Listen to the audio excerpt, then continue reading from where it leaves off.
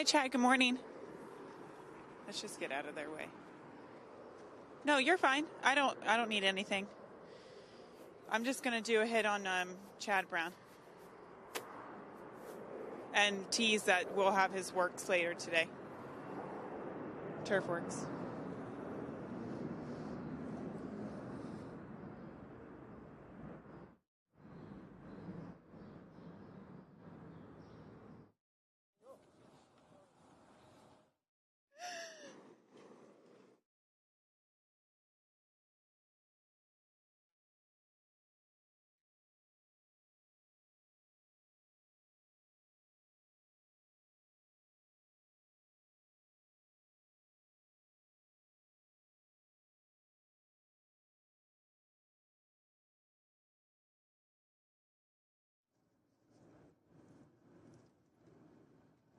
He's hooking up right now. I just made it.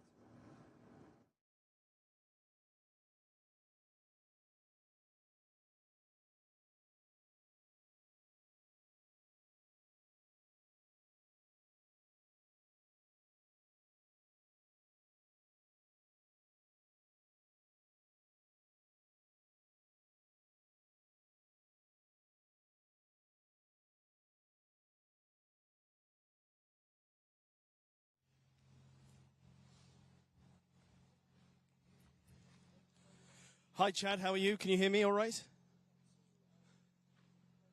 Ah, brilliant.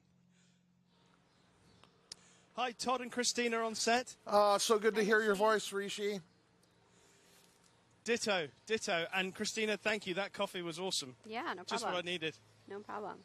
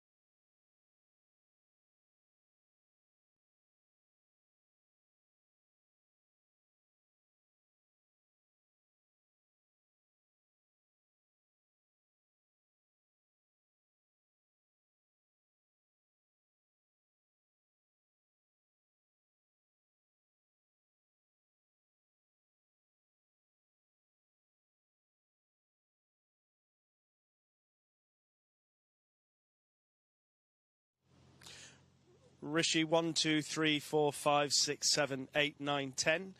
1, 2, 3, 4, 5, 6, 7, 8, 9, 10. Okay, thank you.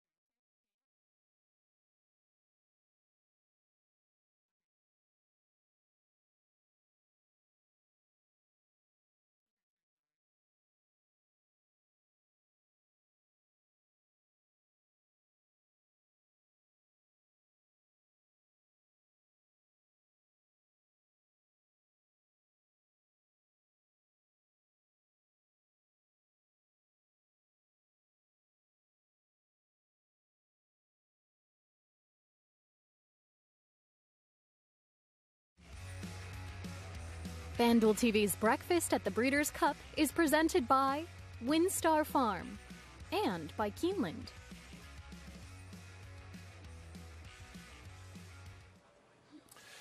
Epicenter started the year as one of the best 3-year-olds in America, and he comes into the fall championships as the best 3-year-old in America. Then there is Cave Rock, a horse who is mature and has ability beyond his years. He will be a solid favorite in the Breeders' Cup Juvenile. And the heartwarming story of Tyler's Tribe, a horse who comes from Iowa with a great background that we'll tell you more about preparing for the Breeders' Cup Turf Sprint. What do you call a rooster who wakes you up at the same time every morning? An alarm clock. Duh.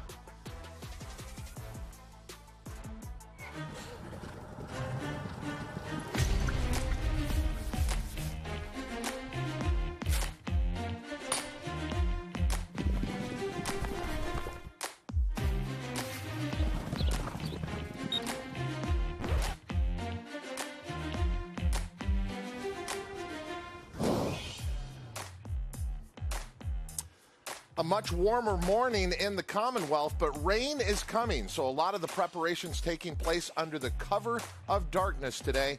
Welcome to Breakfast at the Breeders' Cup on site here at Keeneland Racecourse in Lexington, Kentucky. I'm Todd Schrupp on our set just off the winner's circle.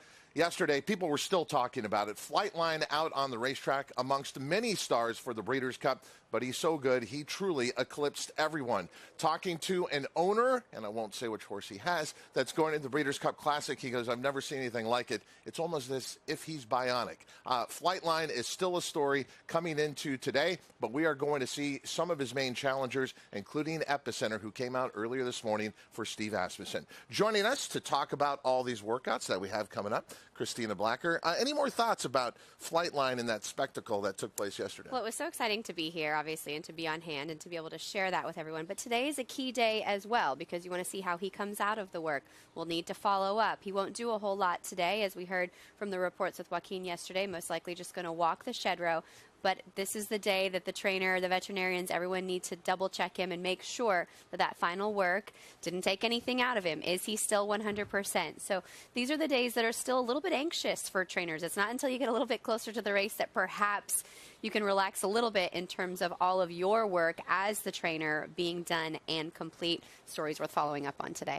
We have full team coverage for you. We're obviously here at Keeneland Racecourse, but we'll go down the 64 west of here and get to Churchill Downs, where Caton Bradar is here, Joaquin Jaime, Gabby Gaudette, and one of my favorite people that we get to have as part of our team this year and most years, talking about Rishi Prasad, the U.S. Sun, called him one of the most recognizable sports presenters on telly. We welcome to our telly, Rishi Prasad. Hey, Rishi. Todd, that's a great build-up. Thank you so much for that. I am delighted to be back at the Breeders' Cup once again. Del Mar was brilliant last year. Keeneland, I'm very excited about being here. It's my first time at this racecourse, so looking forward to experiencing all that Keeneland has to offer over the next week or so. I'm standing outside the quarantine barn where it's relatively quiet at the moment, but the last of the Europeans, last of the international raiders arrived last night. I'll be catching up with some of the connections, hoping that most of the horses have travelled over okay, and I'll be chatting to you and Christina on set a little bit later on about some of the principal contenders for Team Europe, at least. Joaquin? Hey, Rishi, good morning to you. Yesterday was all about the headliner in the Breeders' Cup, and that was Flightline, who was having his final preparation for the Breeders' Cup Classic. He had a 5-furlong workout. 1:03 was the official time that he was given. He also had a very strong gallop out during that work as well. And it was more of the same brilliance from Flightline that we have seen in California. It was his 6th work since he won the TVG Pacific Classic on September 3rd. He had 5 works at Santa Anita, 1 workout here at Keeneland Racecourse. And John Sadler reported to me earlier this morning that all is well with Flightline. He called today his chill day. He's not going to go to the racetrack. He said he walked roughly about an hour around the shed row, and tomorrow he's just going to be taking an easy jog around the racetrack. So Gabby Gaudette, all is well with Flightline back here at the John Sadler barn this morning. Great news there, Joaquin. Well, I'm outside the Chad Brown barn pretty much every single Breeders' Cup participant breezed yesterday. We saw most of them, but we did not see some of the turf workers. Rozier, Regal Glory, they actually worked in company, as well as Virginia Joy and Domestic Spending. We're going to be showing that work a little bit later this morning. But as you can see behind me, there's buckets, there's signs, pretty much everything that would be inside of the barn. What's happening today is move day. I just talked to Chad Brown's assistant and Baldo, and they're going to actually take these horses on a van and bring them to Rice Road. It's kind of an interesting deal. Rice Road is too far away for all of these horses to walk. It would be like moving apartments, but moving from one apartment building to the next apartment building. It's too far of a walk for all of them to go. So they're going to be taking 2 vans a little bit later this morning. But we'll talk to Chad Brown about some of those workers from yesterday. Andy? Gabby, it's so interesting to see everybody leave the barns on what we call the front side portion of the track. I mean, Cinch is still living back there, and it's a bit of a ghost town. He will be making his move down to Rice Road after our morning show today, and wow, what a beautiful morning it is. I mean, I've got 1 less layer of pants, 2 less layers of jackets. I still have the ski mask, but that's just for safety protocol. It's looking great out here today. Obviously, the renovation breaks have changed. We have 1 break now. So instead of the break being from 7 to 7:30 and 8:30 to 9, it'll just be from 7:30 to 8. Cinch and I will be helping out our buddy Slammed, the filly and mare sprint contender, later. She'll be taking a jog after her work the other day. And we've just got a lot of action going on. But for now, let's say good morning to Kate and Bradar. Hey, good morning, Andy. Like you, we are closing the track for renovations and harrowing right now, but literally a second ago, Dwayne Lukas just walked off the track on his pony, having concluded his last set of trainers. You would have to get up very early in the morning to beat him to the racetrack. At 87 years young, he's still one of the first trainers here on the backstretch, and his horse Secret Oath, who's tuning up for the Breeders' Cup Distaff, was the first filly to be out on the track this morning. We're going to talk to the coach, get some words of wisdom as he seeks his 5th win in the Breeders' Cup Distaff and looks to his 21st Breeders' Cup win overall. And Todd, just in case you're worried about all of us who are here, we see the first horse shipping out. Casa Creed is heading out to Lexington at 10 o'clock this morning, the first of a fleet of the 10 horses that'll be shipping over. And I won't be too far behind them. But first, Secret Oath may have a workout tomorrow morning. I may be passing you on the 64. They're racing later today at Churchill. I'm going over with a friend to be a fan at the races, but I'm probably going to be dealing with a sloppy racetrack. How serious is this rain coming in, and does it change the plans for everyone? Is that why we're seeing horses come out earlier? Well, it's pretty significant, but it's not coming until about 10 o'clock, which is right when training is going to wrap up, thankfully. So Mother Nature definitely being kind to those final few workers. I think if you were looking at the forecast earlier this week and planning to work today, you might have wanted to back up to Saturday or to Friday if that made sense with your training regime. But as the forecast developed, it looked like it was going to be clear for the morning. So Steve Asmussen and a lot of his horses, they're able to stay on the schedule that they want to. But tomorrow morning will be light training for the most part. If we do have a sloppy track, depending on how much rain we get throughout the afternoon, which it is supposed to be significant, I'm guessing we'll just see a lot of jogging tomorrow. Well, as Rishi told us at the top of the show, the foreign horses are here. There's going to be a lot of breaking news. We followed up with Flightline yesterday. For more on all the news surrounding the Breeders' Cup, Joaquin Jaime.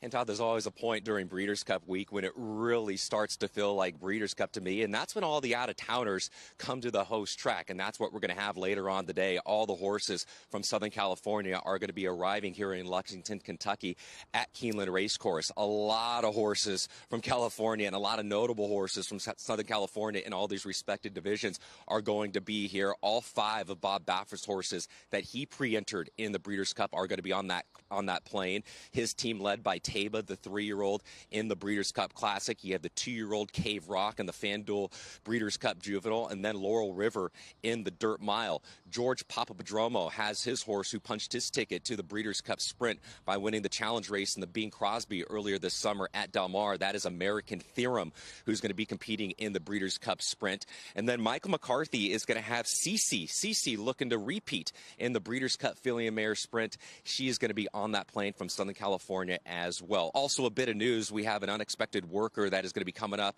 in just a little bit. John Sadler told me just a few moments ago that Edgeway, who is scheduled to have her final workout for the Breeders' Cup Filly and Mare Sprint on Tuesday, Edgeway is going to actually have her final workout for the Breeders' Cup today because of that impending rain that we have coming up. So look for Edgeway on the racetrack at 8 a.m. for her final workout for the Breeders' Cup Filly and Mare Sprint. So that's the very latest on the arrivals. Rishi, we'll send it back to you for the international report.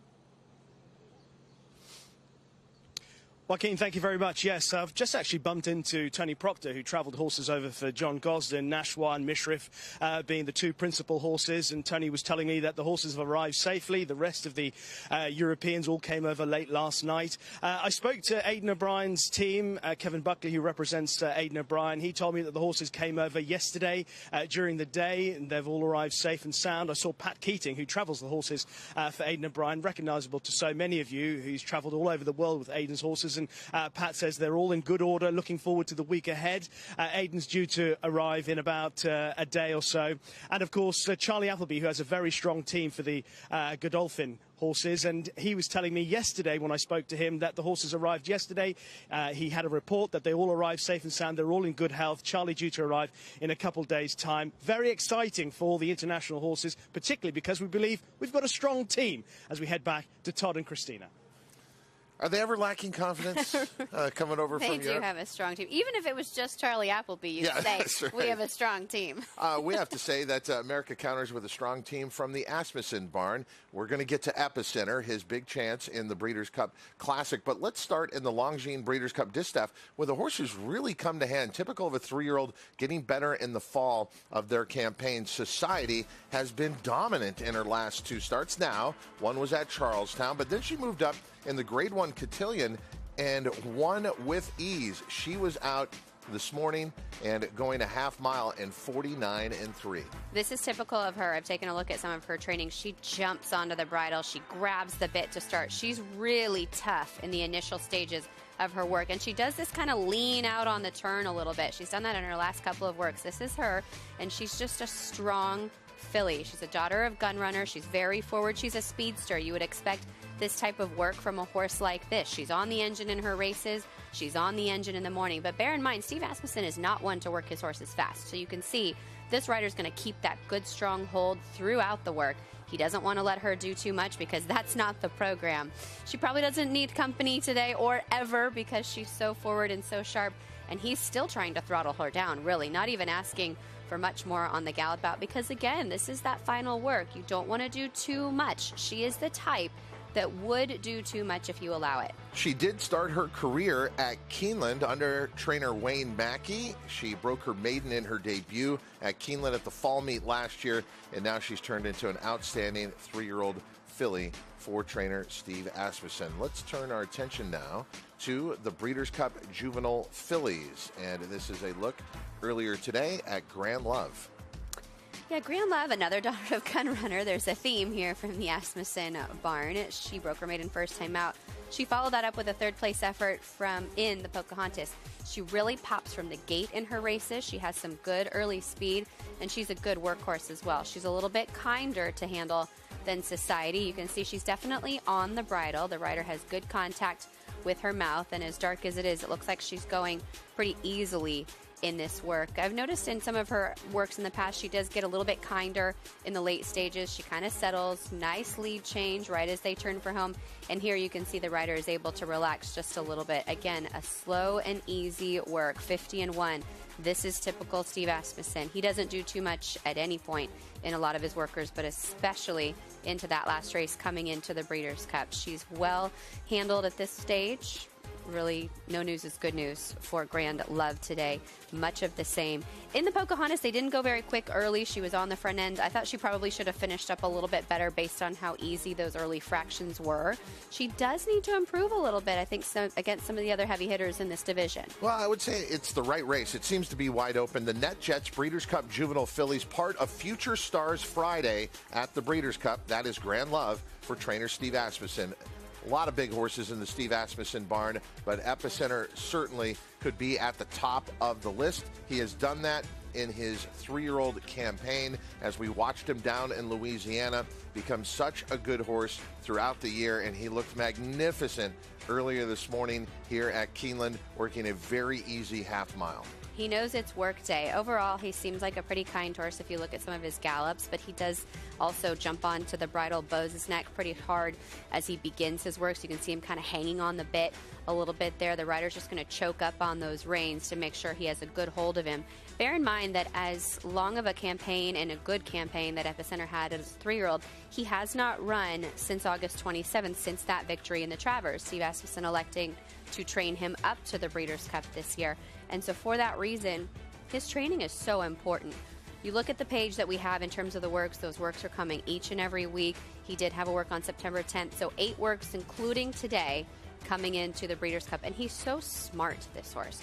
As soon as he squares up on the turn, he switches leads. Now you have some kind of light contact with his mouth. He knows his job. He knows what to do. And that's really the mark of a good horse in terms of putting it all together as a young one. You have to not only have the physical prowess, but you also need to have the mental ability as well. Opens up his stride just a touch in the late stages of the work. We'll see the lead change again as they come into the turn. And just an easy gallop out, 50-4. Again, right on the money for what Steve wants in that final work. Dominated the Louisiana route to the Kentucky Derby. Then he was second, excruciatingly close, beaten 3/4 of a length in the Kentucky Derby, second in the Preakness, and then rebounded with a win in the Jim Dandy and a huge win in the Grade 1 Travers. Epicenter, the 3-year-old, in the Longines Breeders' Cup Classic, taking on his older counterparts. First time he'll go up against older horses, and what a field he has to take on, but what a resume he's put together.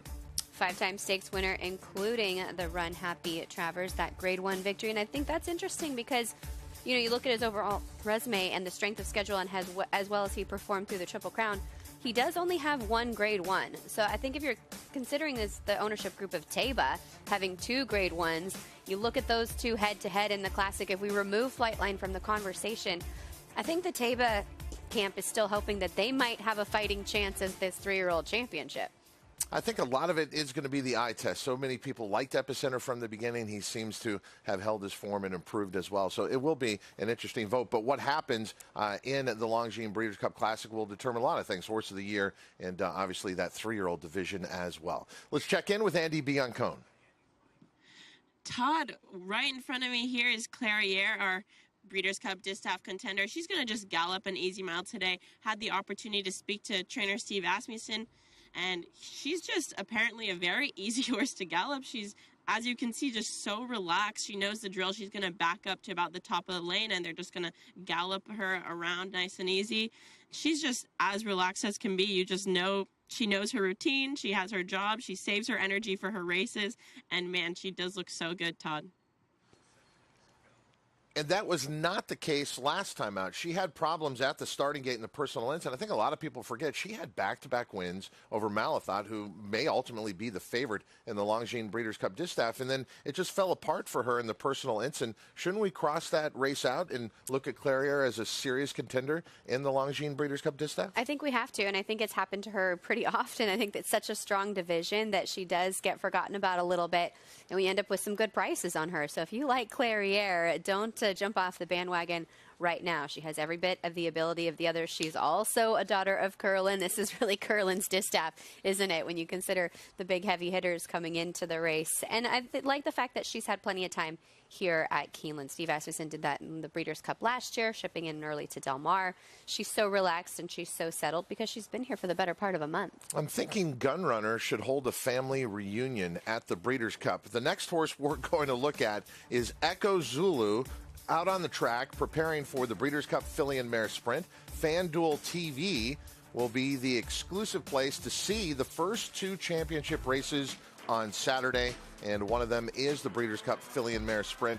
Echo Zulu came into the year off a brilliant 2-year-old filly campaign, dominated the Breeders' Cup Juvenile Fillies last year at Del Mar, and then it looked like some distance limitations. But overall, now she's in the sprint. Do you think she improved very much from her 2-year-old to 3-year-old season?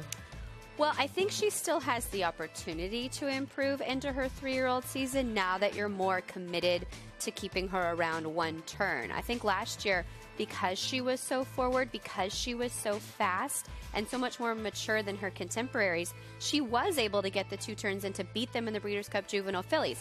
Now that some of the others of the season have started to catch up with her, those distance limitations do come into play. So cutting her back to 1 turn and having the ability to train her differently, not training her to stretch out, not training her to try and ration that speed, training her to use it as her weapon. Let her go for it, let her be on the lead, and let her try to run them into the ground. This is where she fits, I think, moving forward for the rest of her career. So yes, I do think there's still some room for improvement now that you have her niche and you don't feel like you need to try and change who she is and what she's best at. The Breeders' Cup Filly and Mare Sprint at 7 furlongs, and to Christina's point, they let Echo Zulu roll last time on the dogwood. She took the field gate to wire, going 7 furlongs. Interesting horse who will be a price. Only at the Breeders' Cup could you get a price on a horse like Echo Zulu, but it's, again, speaking to the depth of each and every division.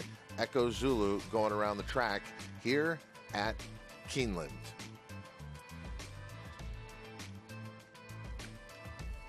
So, Christina, we often talk about this, and look, we're at the Breeders' Cup. They all have ability. But when a 2-year-old works with an older horse, it's usually a really big compliment to the 2-year-old. So we had that yesterday. I want to go back to a turf work that we're going to take a look at. It's Major Dude, who is preparing for the Breeders' Cup Juvenile Turf, working with the older mate, Annapolis. What'd you think of this?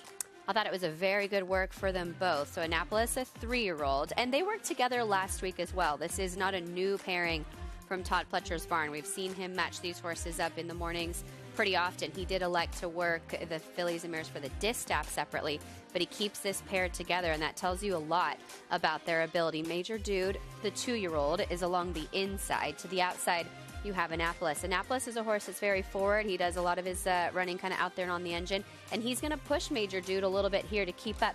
You see as they come around the dogs, around the cones a little bit, just for a second there, Major Dude gets a little lost. And that happens a lot with horses. You're all the way out into the middle of the turf course. Once he switches leads, he has no problem keeping stride, pairing up. And this is another nice, easy work. They picked it up a little bit around the turn. They pick it up just a touch through the wire. Again, finish through the wire.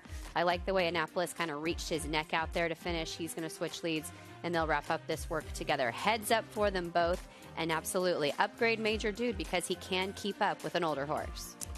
Yesterday at Keeneland, Major Dude and Annapolis in company. Caravel, a horse who keeps trying in the Breeders' Cup Turf Sprint. Didn't go well last year, ended up finishing last in a field of 12. Caravel is coming off a win in the Franklin at Keeneland, so has already traveled over this turf course, going the distance that Caravel will face in the Breeders' Cup Turf Sprint. This is yesterday. Caravel working a half mile over the grass at Keeneland.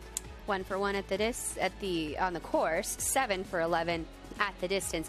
Had her head cocked out a little bit in that work coming around the turn. Don't always love to see that, but I think it's also just by nature of having to work so far out around the cones and around the dogs there. She's one that really likes to get it on in the mornings. I've watched some of her other works where she was a little bit more spirited.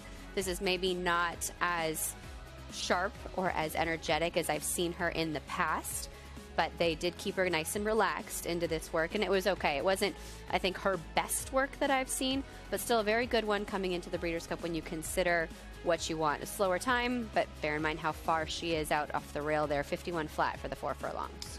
Caravel, trained by Brad Cox, and it was yesterday in dramatic fashion that Brad Cox took the Grade 2 Fayette and thereby became the leading trainer of the Keeneland Fall Meet, standing by with the leading trainer of the recently concluded Keeneland Fall Meet, Caton Bradar.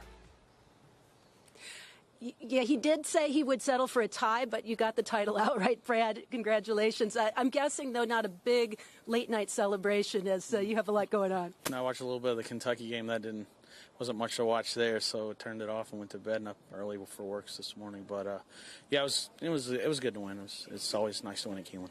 And turning the page back to Caravel's work out yesterday, Christina mentioning that she can be a very spirited type of filly. What did you see from that work yesterday? It was a good move. We weren't looking for much. I mean, we were just looking to let her kind of cruise around there, keep her on the ground. She's doing great. Her weight's as good as it's ever been. Very happy with the way she looks physically and how she's moving and her attitude. We're going to be running back in 20 days. We're taking a chance. We're not going to be one of the favorites, but I'm optimistic and hopeful that she runs well. I think she's going to perform well, but obviously running against the boys, it's going to be a big challenge, and, we'll see what happens. She's a filly that obviously has a lot of talent, but I'm wondering if she's a little tricky from a temperament standpoint. I think the biggest thing is just keeping her happy, keeping her in the feed tub. She's doing all those right now. She's eating well. That's probably just some of the main things with her, and just, she's a good mover. She's very light on her feet. She's very athletic. And, I think the biggest thing, once again, she's eating well, she's moving well, and I think she's set up for a big race. And once again, we are back quick. She got a good figure there at Keeneland. I think it's a bonus that she has a run over that turf course, and she's going to have to get a good trip. Turning to the others that are here at Churchill Downs, it looked as if 3 of the 4 were out on the racetrack and jogged this morning. Everything is good after their final workouts? Yeah, everything's really good. Super happy with the group overall, how they look, how they've come out of their works, and preparing to ship tomorrow. But, yeah, so far so good. They all look awesome. When you decide which to leave here and which, like Caravel, to have at Keeneland, what goes into that process? Well, Caravel was just over there mainly because of the Franklin. That was our goal. And then, obviously, the Breeders' Cup was just, it just happens to be there. She's in the cell. We're taking a swing. So we just left her there. And it also gave her an opportunity to work on the turf where we didn't have that option here at Churchill. She'd actually breezed on the dirt leading up to the Franklin. So it didn't matter. She can breeze on the dirt or the turf, but we decided to just let her cruise around on the turf there yesterday. That had a lot to do with her staying over there. The other ones, this is home base, where we'd like to kind of get a line on them, see where we are with them, and super happy with, the decision we made to keep them here because they all work really well. So. Appreciate the time, and congratulations again on the meet title. And a note, I saw Cyberknife's brother entered in the entries today. Yeah, absolutely. Yeah, he's in the last race. Starting out going long. He's by Tappet. Seems like he's got a good bit of stamina. Probably need a race, but we're hopeful that he's going to, step up and run a big one today and see where he takes us. The beat goes on, guys. There's always another horse in the holster coming up. Yeah, speaking of the beat going on, that training title that Brad Cox won yesterday for the Keeneland Fall Meet, his 3rd in a row.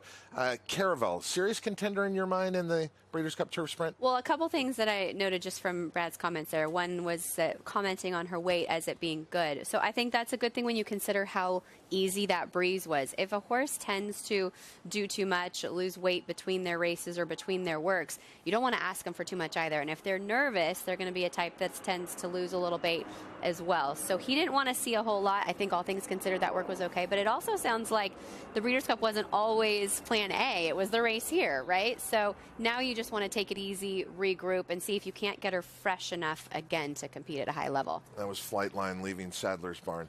Flightline going to be in the focus of the post-position draw, which will take place on Monday. We're going to have full coverage for you, but you can attend it if you're here in Lexington. It's at Rupp Arena. They're encouraging a live crowd there. It's going to be a lot of fun, and one of the most recognizable names, not only here in the Commonwealth, but in all of sport. Yes, Coach Calipari. Admission. Yeah, free admission. Really, there's no excuse. If you're in the area, if you're a resident, if you're visiting, already here for the Breeders' Cup, get down there. The draw show is from 2:30 to 4:30. Again, free admission, no ticket required. Doors at Rupp Arena open at 2 o'clock Eastern Time. Just being at Rupp Arena, that is really something you want to see anyway when you come to Lexington. And here's a great way to do it. The Breeders' Cup draw, Halloween Monday, this Monday. And then our crew will be over at Lex Live Bowling. Thanks to George Kokorian. Appreciate that. Are costumes encouraged for the draw? I mean, That's a good, I wonder. I mean, could we get Todd Pletcher to dress up? He would, I'm telling you. He's got the greatest sense of humor. When we come back, there's a huge son of Arrogate in this year's Breeders' Cup Juvenile. He was one of the great stars of his time. We'll bring you his story when we come back on Breakfast at the Breeders' Cup.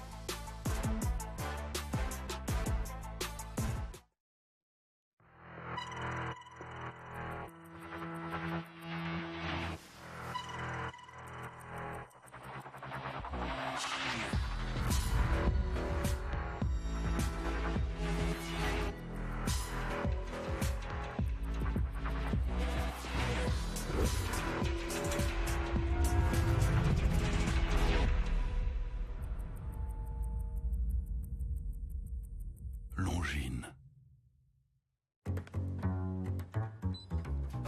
Everyday wins make your day that much better. And now, you have a chance at free everyday wins when you play FanDuel Casino's Reward Machine, the new daily free-to-play game that offers you the chance to win up to $2,000 in casino bonus. So take a chance on more everyday wins with Reward Machine, only on FanDuel Casino. Hey, big man. Oh, hey. Dave told me you got some kind of great system for betting that really works. That's true. What is it? Is it like home dogs? No. It's bird mascots. No, I just use FanDuel's responsible gaming tools like time and spending limits to manage my play. That's the system. Hasn't failed me yet. Cool. You know what, man? I'm just going to keep this between you and me. It's not a secret, Bob. Every bettor has a system. Make FanDuel's responsible gaming tools a key part of yours. It's more fun that way.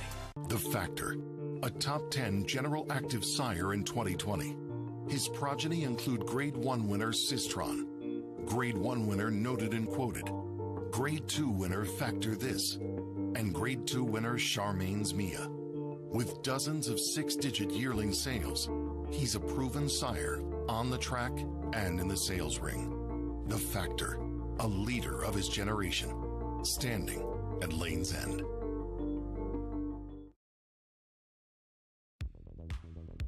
Chase the day with Day Chaser Cocktails, the official ready-to-drink canned cocktail of Breeders' Cup. California Chrome comes roaring home with Arrogate coming after him on the outside. A furlong to run. California Chrome put to the test. Arrogate full out. Can he stick with it? California Chrome. Arrogate still coming. California Chrome. Arrogate steals the show. That Breeders' Cup Classic added to the legend of Arrogate on his way to becoming a horse in thoroughbred racing in North America that earned the most money throughout his career. Although his life was cut short, his legacy is still felt as a stallion, and we will see Cave Rock as a heavy favorite in the Breeders' Cup Juvenile. But there was one other performance that really defined Arrogate's career, and that was the Dubai World Cup. He went over there with a huge reputation, and Christina, he missed the break, and he still found a way to win. Simon Bray was on site there, and he called it one of the best performances he's seen by any horse in his time in racing. I would echo that. It was definitely one of the more dramatic races that we've seen, and it wasn't just the fact that he dropped back, but it was how much distance he had to make up on the rest of those horses, how he circled them, and how he has that really determined, or had that very determined way of going, drops his head, really gobbles up the ground with every stride. Cave Rock runs like his daddy. It's fun to watch him out there and to see just how much he is like his sire. And a career that had many signature wins. This one stood out. Let's look back at Arrogate's win in the Dubai World Cup and hear the story from those who were there. All report they are go for the mission, then you are go for launch.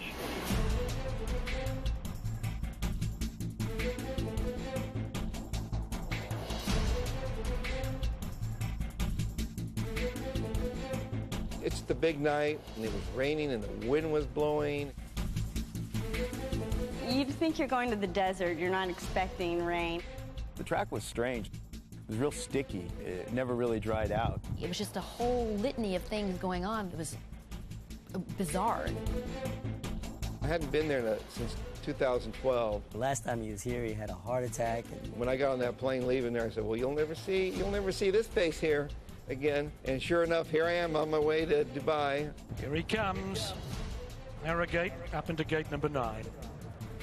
When they load into the gate and the start is always the most nerve-wracking time. And that evening, he'd warmed up really, really good, pretty aggressive, which I liked. Strategy-wise, it was very important for me to jump well. Ignition sequence start. They get in the gate. He's standing beautifully. Each starter has to handle 2 horses. He had a filly to the left, and she was acting horrible. 15 seconds. I'm thinking, oh, what's going on here? The guy just steps back. 10, 9. So I look back forward to get ready. My guy's gone. 5, 4, 3, 2, 1. We have a liftoff. Houston, we've had a problem. Oh my God. What the hell just happened? I mean, you can see him literally like stop. Man, it pops me up in the air. And it was almost like I thought he put his head up and just like looked for a second, and they broke, and he got away slow, and then he got bumped. The horse on the inside and the outside, they just come and just squeeze him and just hit him, like just pinball them a couple times. Is the horse okay? Is there some, like, what went wrong here? So Mike just has him back, and the announcer, oh, it's Arrogate, he's dead. Last, Arrogate last as they charge down to the judge. And that was not where he wanted to be. My heart just sank. Bob just kept saying, can't believe it. Unbelievable. I can't believe I came all this way for this. We came all the way here for this to happen. I mean, I literally wanted to cry. I'm just thinking to myself, come on, just come on, get back into the race. Just get back in the race. He's not liking the kickback. He ain't never had that kind of mud hit him in the face, so he's a little upset. Gun runner, he's on the lead, and he is just cruising on the lead. Around the half-mile pole, I told Dana, I said, boy, it looks like he's moving a little bit. Mike's got him moving. Just little by little, he just started kind of getting back into the race. Then Mike started picking up horses. From the far turn, he starts making a little run. And I looked up, and I thought, man, he can do this. Thinking of Zenyatta, you know, popped in my head. That was her running style. She always came from way back. We're not out of this yet. All I remember is that pink helmet cover. Passing horses like crazy. Look at him running. I mean, he's just picking out these horses, and he's making these tremendous strides. I mean, his stride just lengthened. He's just got that long stride. He just gobbles up the ground. Bloom, bloom. All of a sudden, they start turning for home. Oh my God, he's moving. He was just picking him up. He was 2 strides to their 1, and he was just motoring. And Bob said, if this horse wins this race, I go, this is the greatest horse I've ever seen. I was just like, holy shit, he can still do it. And here comes the big A.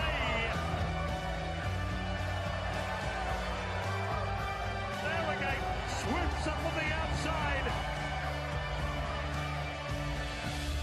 A is for Arrogate. A is for absolute superstar. A is for anointing. Have we seen the anointing of the man of war of the 21st century?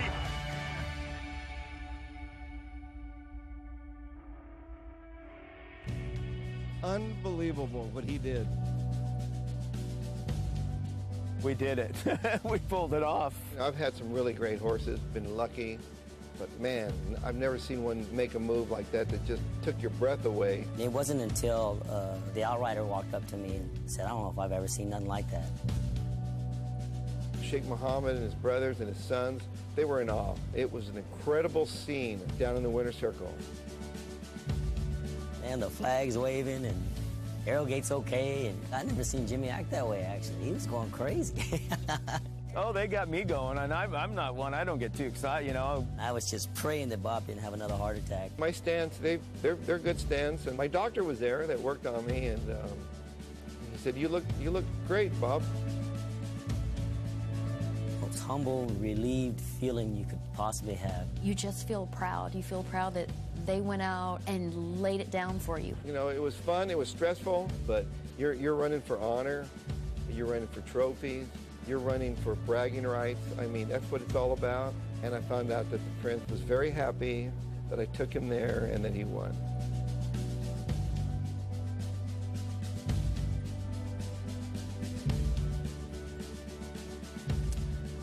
Rishi Prasad was there that day. Rishi, what do you remember from Arrogate's win? Todd, I remember vividly the entire experience. I was tasked on the day of standing next to Bob Baffert through the race so I can get an immediate post-race reaction. And it was one of those days where one expression on Bob Baffert's face told 2 different stories. The expression he had on his face when the horse missed the kick at the start of the race was one of disbelief, despondency, but it was exactly the same face of disbelief at the end of the race when Arrogate made up all that ground and turned what seemingly was an impossible task into victory. It was one of the most incredible reactions that I've seen from anyone in any sport. He, I think, had lost all hope within the first 50 yards of the race, and then he stood there in complete disbelief at the end of it.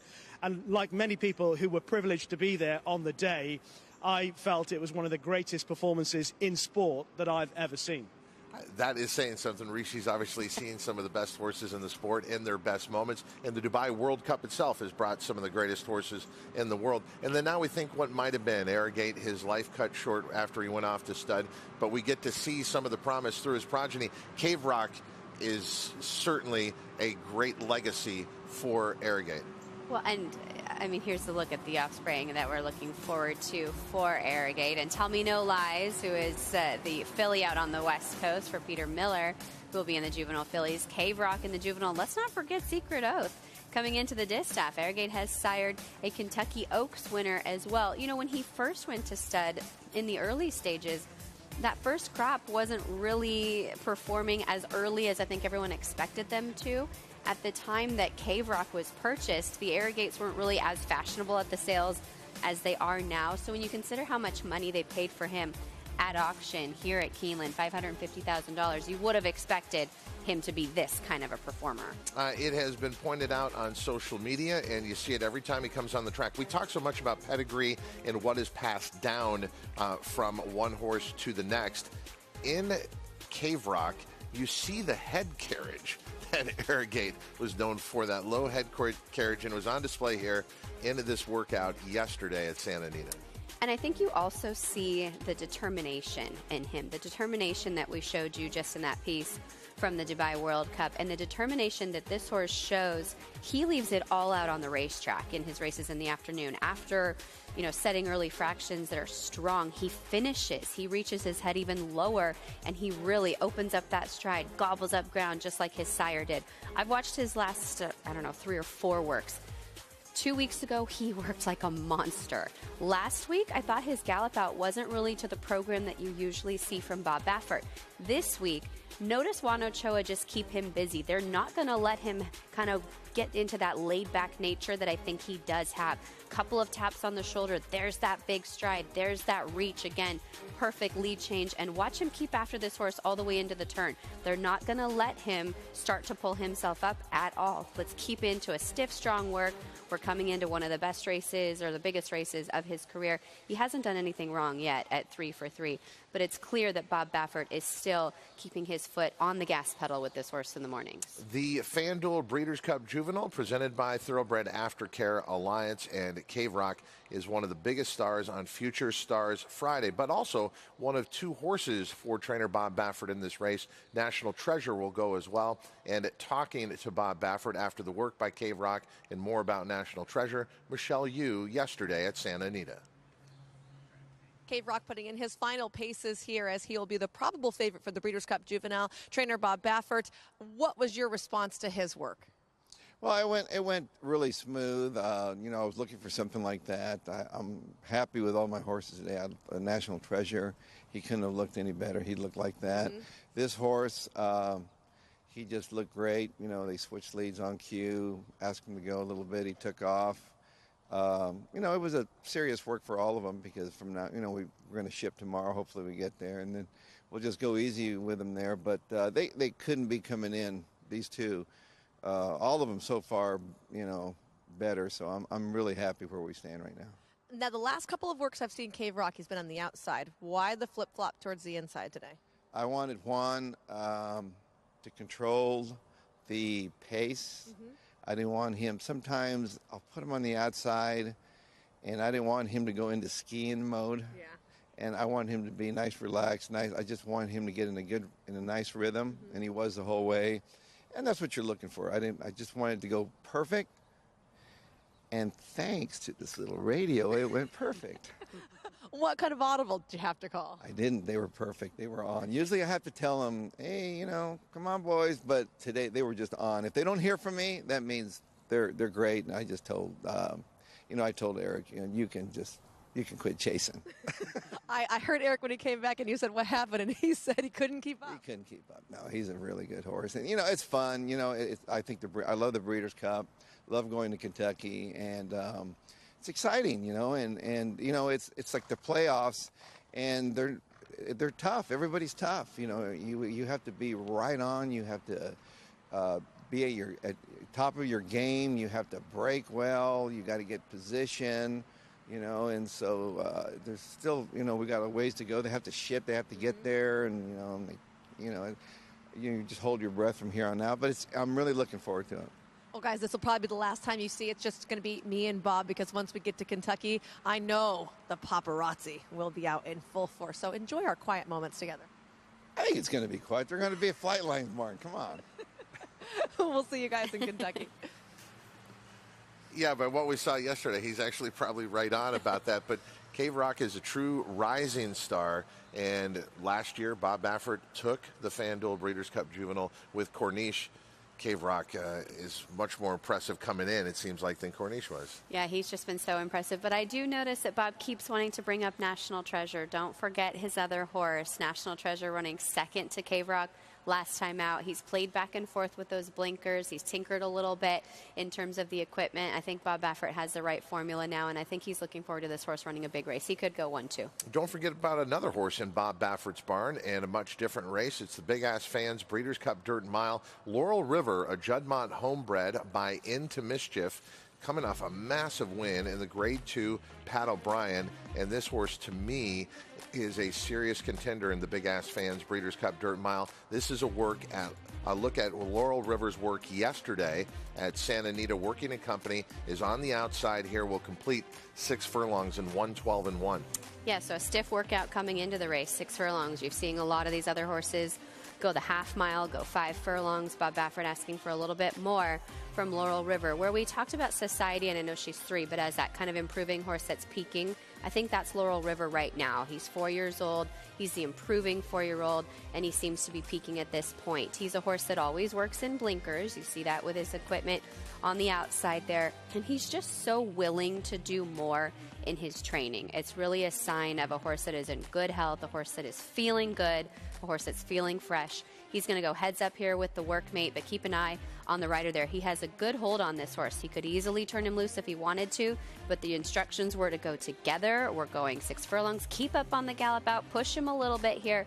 Right now, he's going to get a good, strong foundation builder out of this move as we come into the dirt mile. Reaffirming the form of Laurel River is American Theorem.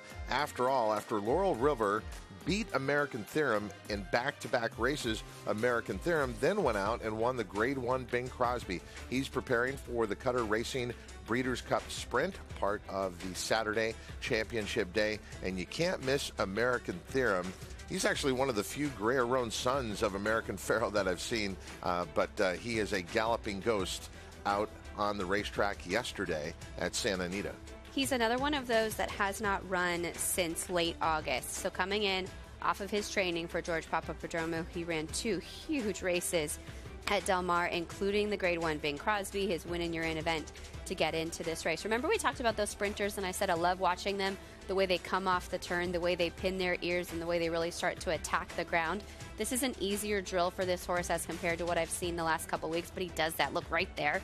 Pins his ears a little bit, grabs that bit, and he's going to come off the turn. He knows he means business right now. Switch to the right lead here, and this is where you see the most acceleration from him in his races, is right around the turn. He runs the turn so well, and he knows his job. Joe Bravo just going to keep a good hold of him through this work and not let him do too much as we're coming into the Breeders' Cup. But I've seen his last few works, and God, he's feeling good right now. He's strong. He's powerfully built. I know he's a son of American Pharoah, and there was a lot of time where they were trying to stretch him out in distance. But again, another horse similar to Echo Zulu. Now you know where he is. You know where he fits. You're not trying to put him into a different box. He's really thriving as a one-turn late-running sprinter.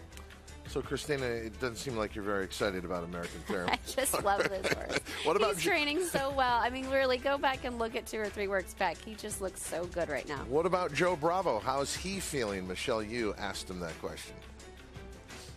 Heading back with American Theorem after his last move, jockey Joe Bravo was aboard for the ride. Joe, what were your thoughts? Honestly, I had all the workouts. I kind of have to say this morning was a wow. Started off so easy, relaxed. If you watch on the backside, his ears are up. He's just doing everything so comfortable. You see him down the lane, just dragging me down through there. We're going to find out a lot more in a week from now, right? Tell me how you think he's progressed since you started riding him earlier this year. I think George done a great job bringing him around and developing him, you know? I mean, giving him a little bit of time off.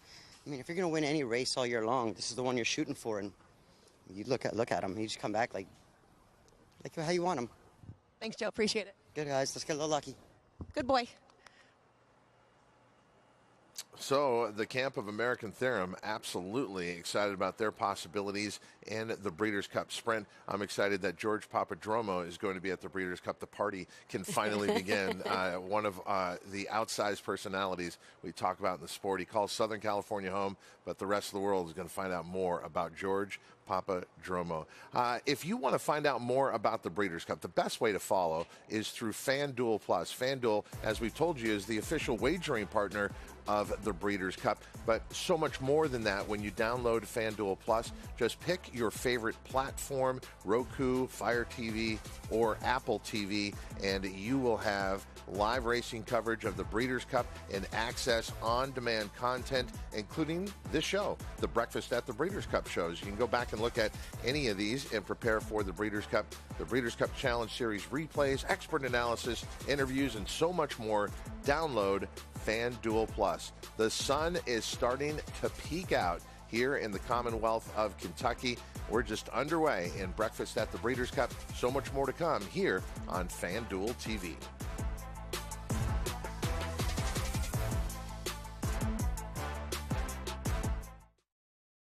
It's time to bet the race, and FanDuel Racing has entered the starting gate. Download the FanDuel Racing app, and you're off. It's super easy to use from the start.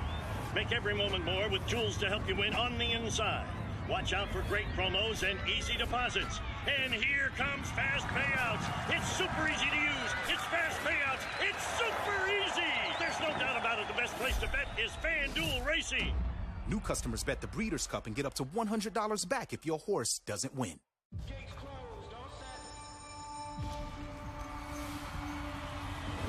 At Calumet Farm, we're proud to offer proven stallions to fit every breeder's needs. With over 72 million in progeny winnings on dirt and turf, our diverse roster is producing the champions of today and tomorrow. Calumet Farm, a legacy reborn. This is a Kentucky thoroughbred. This is a Kentucky-built Powerfoil industrial fan. Like a thoroughbred, it too delivers unrivaled performance. And while they both run with purpose and pride, this one runs to keep your workforce feeling cool and comfortable. Powerfoil, the best-selling big fan in the world. BigFans.com. Exceptionally engineered.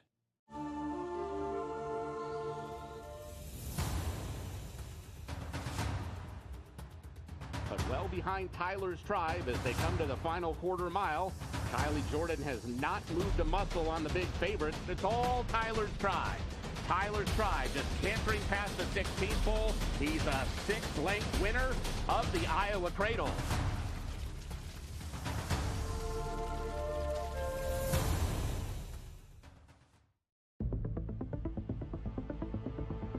Trade Storm to win the Rico Woodbine Mile. She's going to do it. Simple Verse has won the Ledger.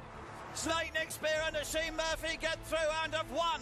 It's getting really tight. The star of the season, Roaring Lion. In the purple cap, Kamiko the far side of him. Kamiko's won. Real the midline. Mongostine has just won it with Mosse. Ocean Road after going to Vegas. Ocean Road. Grade 1 winner and track record setter Lee. Like their sire, his runners have excelled on both dirt and turf, including these standout performers. Poppy Flower is kicking in. Poppy Flower with the momentum. Nagarok, they come on for the finish, and it is going to be Nagarok. Out of a Galileo mare, this dual surface star has sired juvenile stakes winners on both dirt and turf. Lee, standing at Claiborne Farm.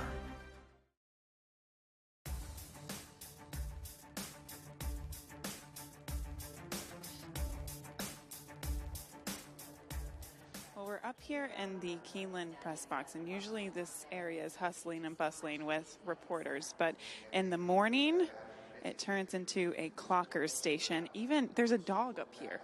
This dog's name's Doc. He's going to leave here because he needs to go out and potty. At least that's what his owner just, look at that. That's what his owner just said. Hi, Doc. You being very helpful this morning. All right, we'll walk over here, though, and we got to kind of keep it low because it's dark. It's very quiet up here. The clockers are really focusing as well. But I just want to show you some of the tools that the clockers use. They keep the lights off so that they can better see the horses work in the dark. What is this? I'm guessing it's a neck light? This is a neck light. It makes it so that we can read our book to record times and names and read the watch in the dark without giving us night blindness when we're trying to see out on the track. And what other tools do you have to use? I can see a couple of other things on this table. Important things is our snacks here.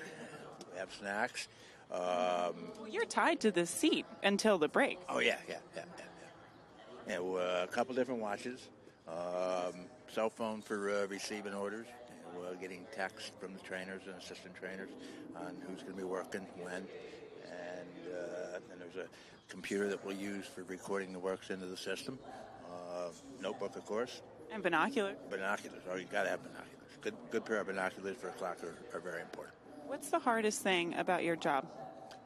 I'm going to say the rush of all the workers after the breaks. After the Harrow breaks, it gets very busy, and keeping track of who's breaking, who's finishing, and trying to make sure that we don't miss anything when it gets very busy is tough. Real quick, how many workers were yesterday? 100. So that just goes to over 200 horses that all of them had to clock. But you can see these little stations here. There are 3 clockers positioned up here in the press box. And this is just a little bit of an insight as to what goes on up here.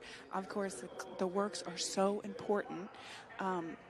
The final times are very important from a handicapping standpoint. So these guys do a big job. And then, of course, a familiar face on the FanDuel TV airwaves. Jess is helping us out here this morning. Gabby, thank you. Doc needs to potty, and so do I. We'll be back with more on Breakfast at the Breeders' Cup, brought to you by Windstar Farm and Keeneland Racecourse.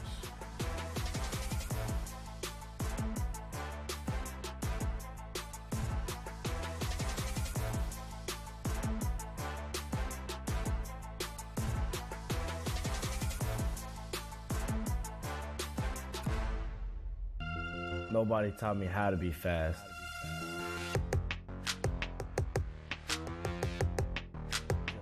Just win to be fast. Nashville under no stress whatsoever. Simply incredible. Never asked for a thing. Track record. This is one of the most impressive sprint performances that we have seen.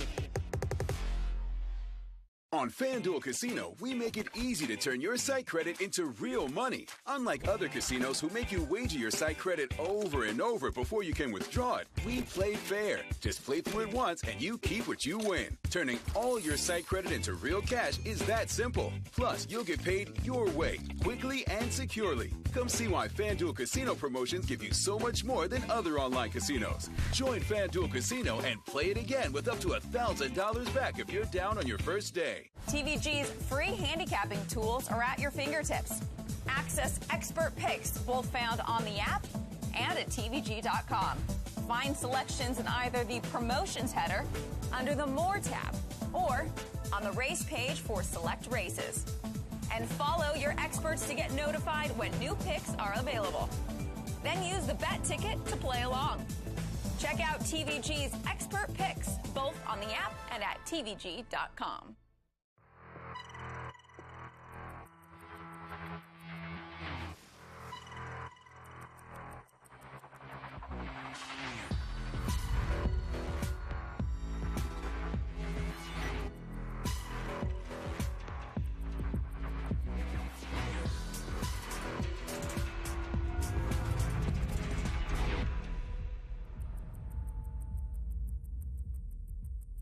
Longines.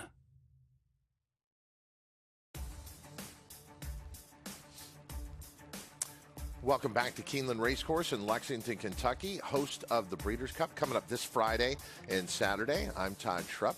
Very pleased to be with Christina Blacker. You can see we've got the track maintenance going on, but after that we're going to have a lot of horses coming out onto the track. We heard that in that clocker segment with Gabby Gaudet. Been a busy morning already for trainer Steve Asmussen. Joaquin Jaime catching up with him. Nobody's won more races in thoroughbred racing history than the Hall of Famer Steve Asmussen. 8 Breeders' Cup wins on your resume as well. 3 horses preparing for the Breeders' Cup today. We'll start with the 2-year-old filly, Grand Love. What did she do this morning? Nice, easy half mile. Carlos had a...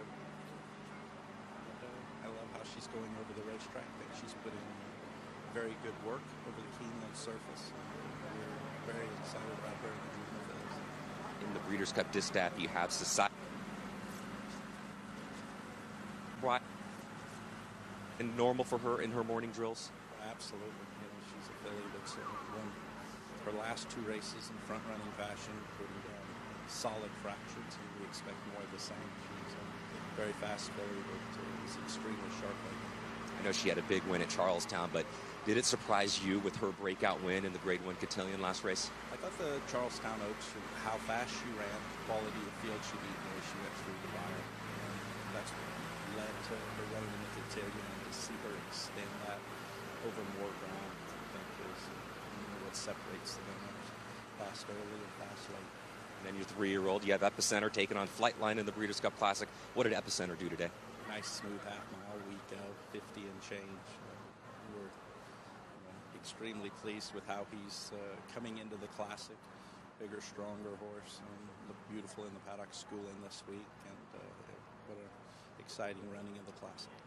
So 3 horses working this morning. You still have quite a few team members that have some work to do for their Breeders' Cup races. What does Monday look like for you? Very similar.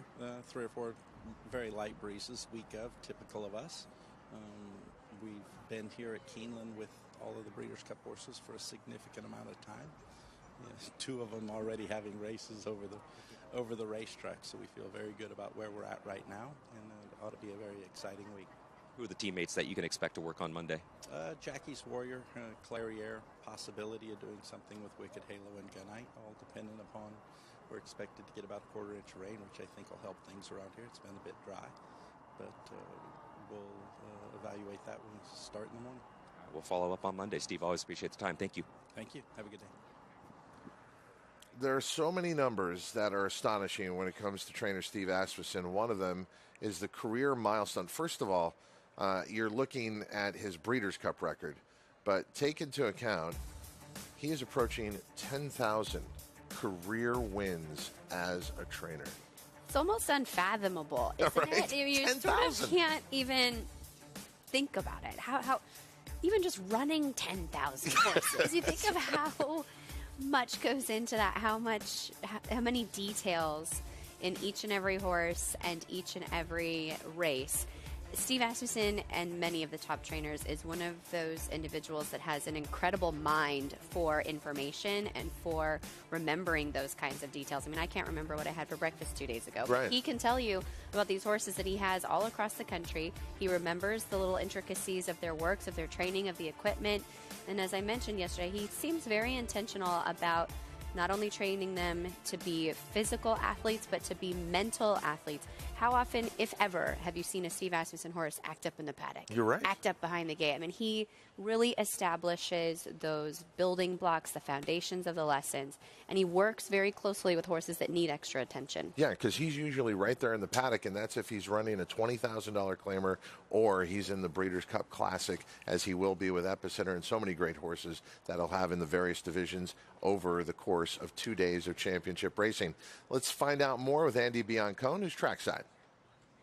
Hey guys, the track is opened after the renovation. Edgeway is walking onto the track right now, and as you can see, all these Breeders' Cup contenders have to jog in the chute for a state veterinarian before they can even be cleared to gallop. This is just standard protocol to make sure all these horses are safe every single day. They're athletes, so obviously, you know, things can change on the day-to-day. Everyone brings their horses here on their best form, but like we said, you never know with horses, so just to make sure everybody's safe. I mean, these horses are getting constantly checked. You can see Edgeway right now jogging in front of state veterinarian, and if any of these state vets see something wrong, they have no shame in pulling any horse up. They do not care. So it's great to see the said the safety protocol is such a high standard here at the Breeders' Cup.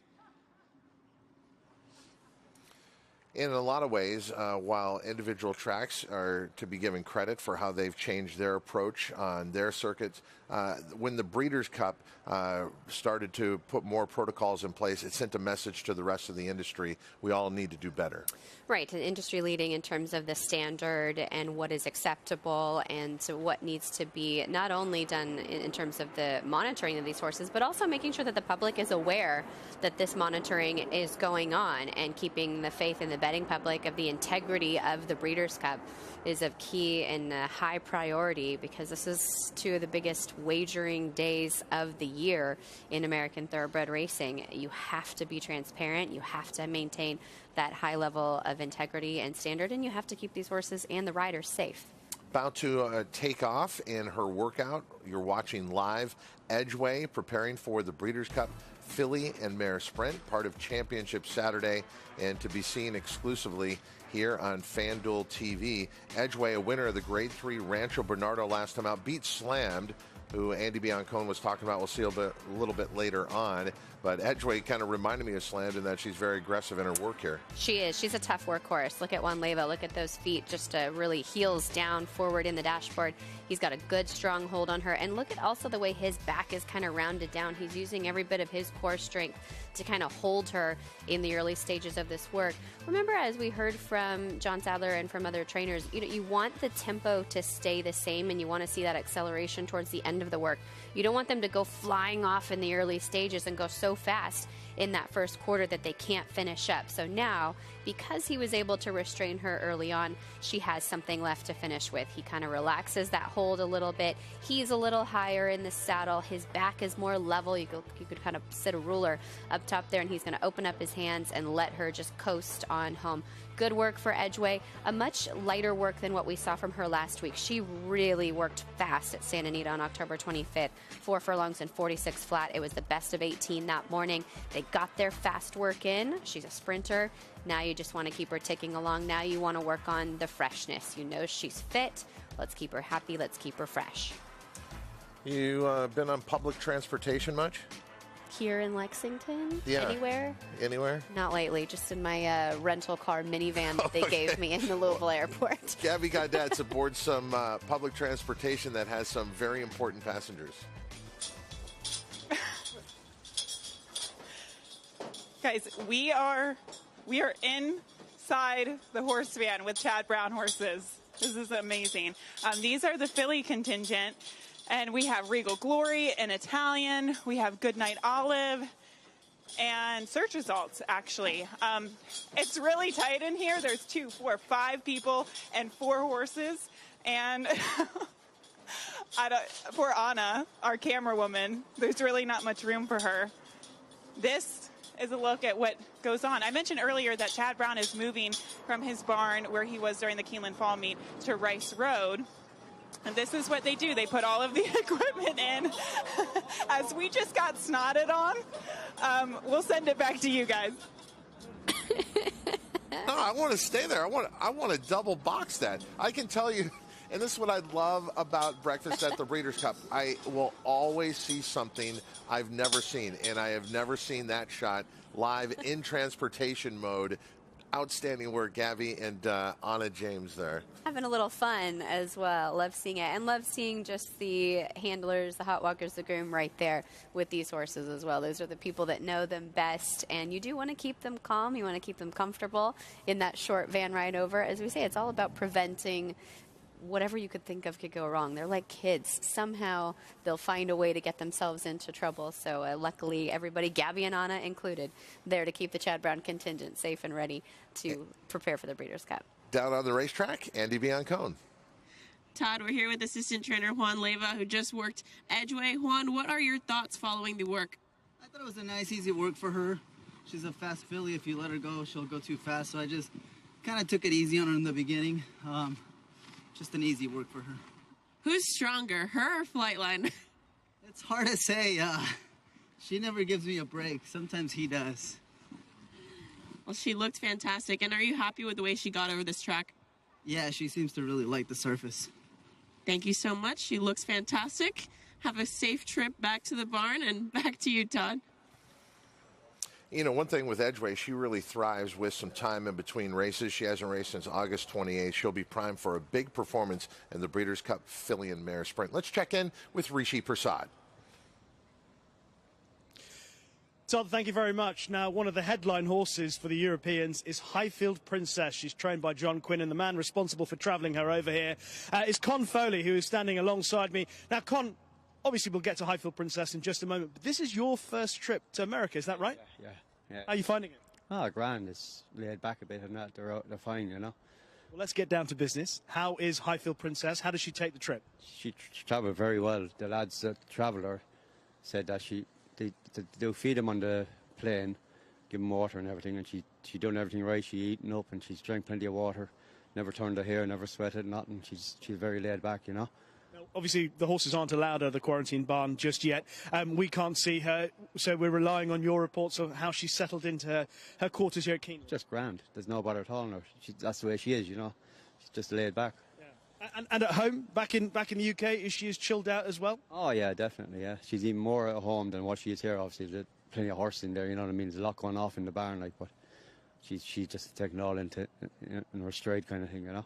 And we were just chatting a few moments ago about where her improvement this season has come from. That spell where she won in France and Ireland, and of course the Nunthorpe at York as well. It's just incredible. Oh yeah, that's the way she is. Like you wouldn't know how good she's at home, you know, just till you run her, then she comes to light, you know. So she saves her best for the trackers. Definitely, yeah. Oh, definitely. So anyone watching the gallops over the next week or so, watching the horses going around in the morning, they can't expect to see any fireworks from her. Oh no. Well, no, just Jason's coming over on Wednesday to ride her up to the race, and John is coming over tonight, I think. So okay, that's Jason Hart and John Quinn who are coming over later in the week. So your role for the week, for the rest of the week? Oh, just look after her and lead her out and feed her and make sure she's fine. That's my job, you know. They can do the rest, like. Well, enjoy your trip to Keeneland, and hopefully on the weekend she's going to give us all a win. I think she'll win. What about you? Well, she won't be far away. I won't say she'll win, but she won't be far away. Keeping your hopes... Put my head on the chopping block. Keeping your hopes tempered. I like that, but I'm allowed to be a bit more confident. Yeah. Con, thanks very much. Catch up with you later in the week. Yeah, thank you. Yeah, that's great. Back to you guys. Well, Rishi pointing out you should be confident. Look at what she's done in her last two starts. Back-to-back Group 1 wins at York and at the Curragh. And overall, her career record, 12 wins from 30 starts. The Bay Mare by Night of Thunder out of the Danehill Mare, Pure Illusion, bred in France. This 5-year-old season has been her best. She's 5 for 9 this year. The races that you mentioned, 3 straight Group 1 victories. And look at the ground that she's caught in her last few efforts. So she's just a champion. No excuses over soft ground, over good to firm ground, over good to soft ground, over fast ground, over the synthetic. She performs on anything. Con might not have taken as many trips today or this year, but she's been everywhere. She doesn't need to take her track with her. Gabby Gaudet has been everywhere, from the press box talking to the clockers, and now a van ride with some Chad Brown horses. You got slimed a little bit. How you doing? I did get slimed. Yep. Okay, we're getting out of the way here, guys, because they have to get off the van. It wasn't a long ride, but it was definitely a tight ride, I'll say. Goodnight Olive was definitely the best, I would say, but it was a tie with search results. They were all very, very good. But see, you can see the staff really getting ready as the Sally crew is putting, the pathway down so that these horses can walk off the van.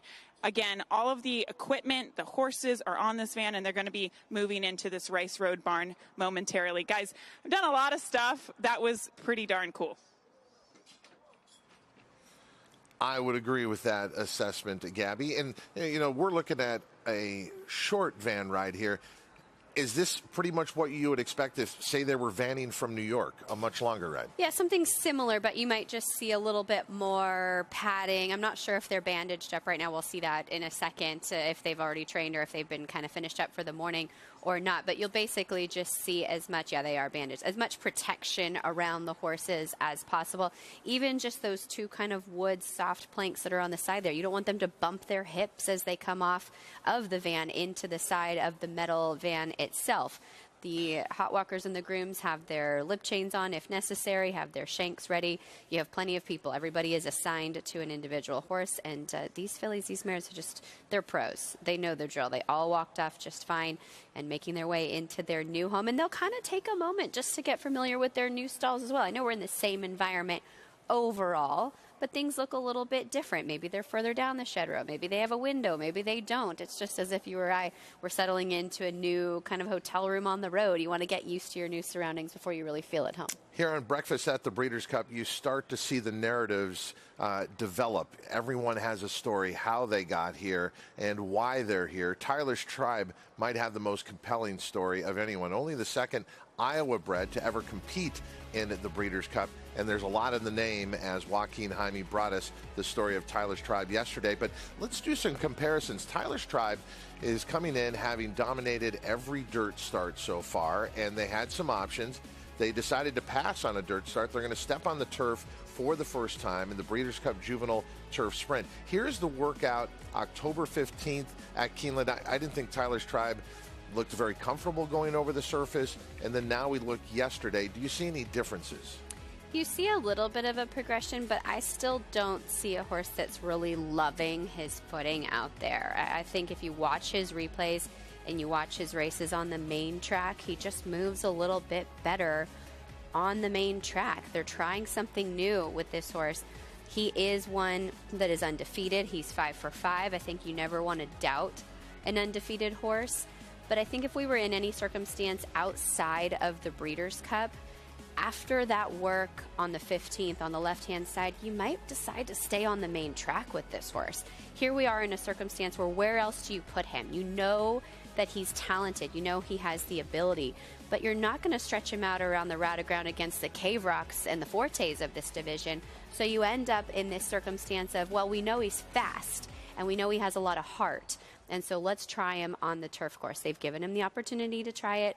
I don't love what I see in those couple of works, but I will say that sometimes horses in the afternoon in competition, the best time they're going to run over a surface is the first time. And so you might just really catch him by surprise in the adrenaline, in the heat of that moment. He might get those competitive juices flowing and be able to go out there and compete. The other thing I would worry about with him, Todd, and I know that he's had the chance to work on this surface, when you switch surfaces, whether it's turf to dirt or whether it's dirt to turf, when they come out of the gate, sometimes it looks so different to them, the color obviously, and just the texture. They prop for a second. That first jump, that is going to be something to worry about with Tyler's Tribe. Is he going to prop as soon as he sees the different surface when blasting from the gate? I think if he jumps away from there, he will get rolling, he will kind of feel it, and he will show his speed. But it's not ideal the way he moved over the turf course. Son of Sharp Azteca, 5 for 5, has led every race gate to wire in dominating fashion. Tyler's Tribe attempting that new surface in the Breeders' Cup Juvenile Turf Sprint. Here are some horses who absolutely love the grass. For trainer Chad Brown, we're going to catch up on some of his workers. And we start with Rozier getting ready for the Breeders' Cup filly and mare turf, also with Rozier, who's on the inside looking at Regal Glory to the outside. These two worked together last week as well. They seem to be regular workmates. I also noticed that the rider on Rozier takes a real long hold with her. You can see just how long the reins are and how far back his hands are. He's trying to get her to settle. He wants to be able to drop his hands and let her have just a little bit lighter of a contact with her mouth. Eventually, she came back to him in the work last week. I think she'll do so again here in the work from this week. But keep an eye on Regal Glory, too. Look at her just jump into the bridle as they come around the turn. She is a high-energy type as well. These two are good workmates because they seem to really bring out the best in each other. They're pretty far off the rail. They're around the dogs there, 49 and 4. But this is kind of a faster work than I think you see in general from some of Chad Brown's horses. But it's by nature of the personalities of these two. They're pushing each other for a little bit more, making each other a little bit stronger. Their heads up in the morning here. Good work. I did think that last week Regal Glory seemed to be going just a little bit easier than Rozier was. I think this week they're right on par together. And Rozier, a winner of the E.P. Taylor last time out at Woodbine, a narrow winner.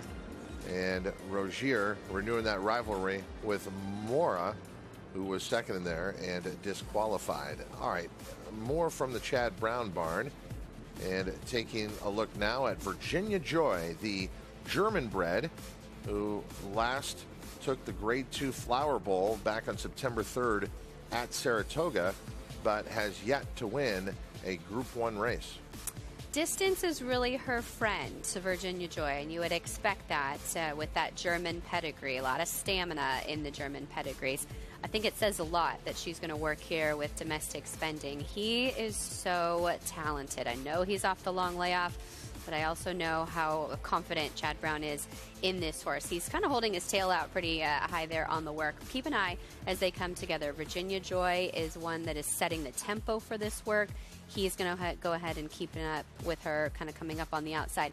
With a horse like Domestic Spending, when you're dealing with the layoff that we are up against, you need to really come in off some strong works. You need to have a sharp workhorse to the inside who's going to let him kind of give all that he has.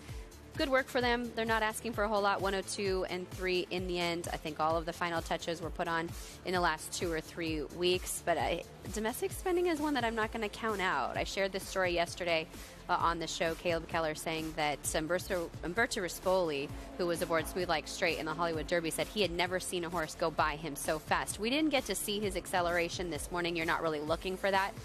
But to the point of the long layoff, more of a gallop out was asked of Domestic Spending here. You can see the rider did want him to do this, did want him to carry it on. You need to really get in that fitness so that he can gallop around there and really come with that late flying kick in the end. I'm going to see if I still have this. I'd put it in the back of my wallet. I was keeping it for this very moment. I don't know if I can find it. So it was a piece of paper. I was out at a restaurant. Oh, here it is. So I got handed this piece of paper, and usually you think there's a phone number on here. Yeah. There was not. You can read it. This is what someone sent to me at a restaurant just about 2 days ago. What does that say on that piece of paper? It just says Domestic Spending. So someone very confident about Domestic Spending sending that over to the table. How long have you been holding on to this? Because I figured at some point we're going to talk about Domestic Spending. It'd be a great story and a little bit of a prop. And so, yeah, whoever you are out there, good luck. Domestic Spending. It does look very, very, very well. He's just such a big, beautiful horse, too. Such a lovely frame on him. Definitely has grown into himself in the best way and could be sitting on a peak effort. He'll need it, but he could be ready for it. Gabby?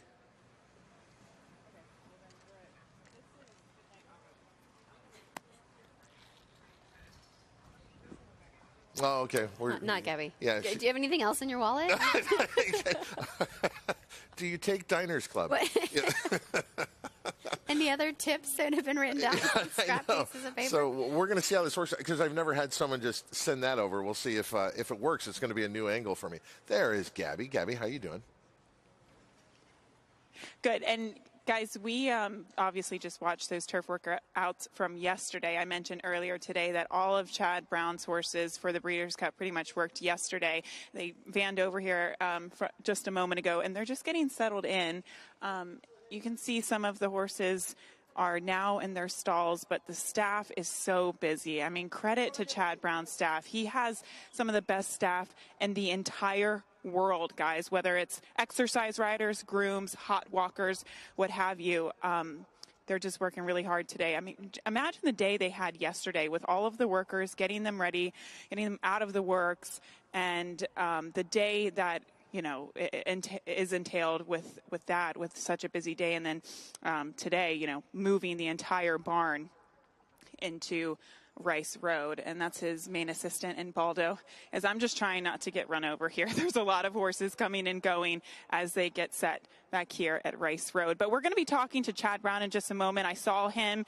He gave us the green light to ride the van over, and he was still at the barns by the pavilion. So he said when he comes back here to Rice Road, we'll catch up with him and talk more about those workouts from yesterday.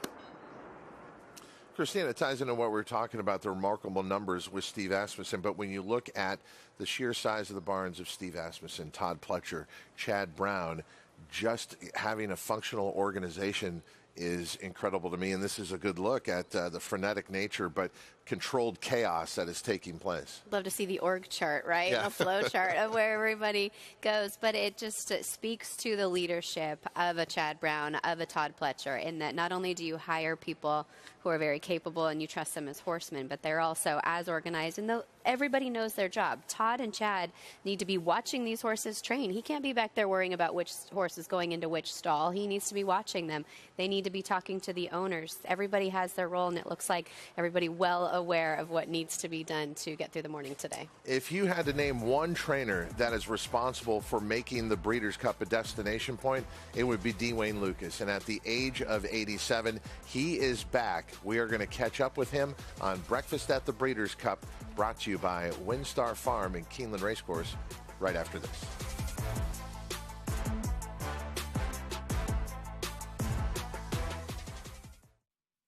When the thoroughbred world descends upon Lexington this November, there is one place you need to be. The place where history comes alive with every championship victory. He's authentic indeed! The place where the future is built with the fall of a gavel. The place that exists to be the heart of this industry. The center of it all. Home to the November breeding stock sale and 2022 Breeders' Cup. Keeneland. The NBA is back, and with FanDuel, this season's looking better than ever. Because right now, new customers get a no-sweat first bet and get up to $1,000 back in free bets if you don't win. Plus, all customers get 3 months of NBA League Pass with a $5 bet from America's #1 sportsbook. That's right. Not only do you get a no-sweat first bet, you can also watch NBA League Pass on us. Make every moment more with FanDuel.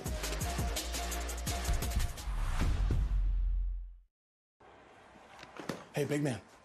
Oh, hey. Dave told me you got some kind of great system for betting that really works. It's true. What is it? Is it like home dogs? No. It's bird mascots. No, I just use FanDuel's responsible gaming tools like time and spending limits to manage my play. That's the system. Hasn't failed me yet. Cool. You know what, man? I'm just going to keep this between you and me. It's not a secret, Bob. Every bettor has a system. Make FanDuel's responsible gaming tools a key part of yours. It's more fun that way. The industry has a few things that we have to take care of better, and one was the aftercare of the horses. We have a social responsibility to make sure that thoroughbred aftercare is also #1 on the list. Just the word aftercare has become part of the vernacular in a way that it was not. We started with some 21 organizations, and now we're up to over 82 facilities throughout the country and giving away almost just under $25 million.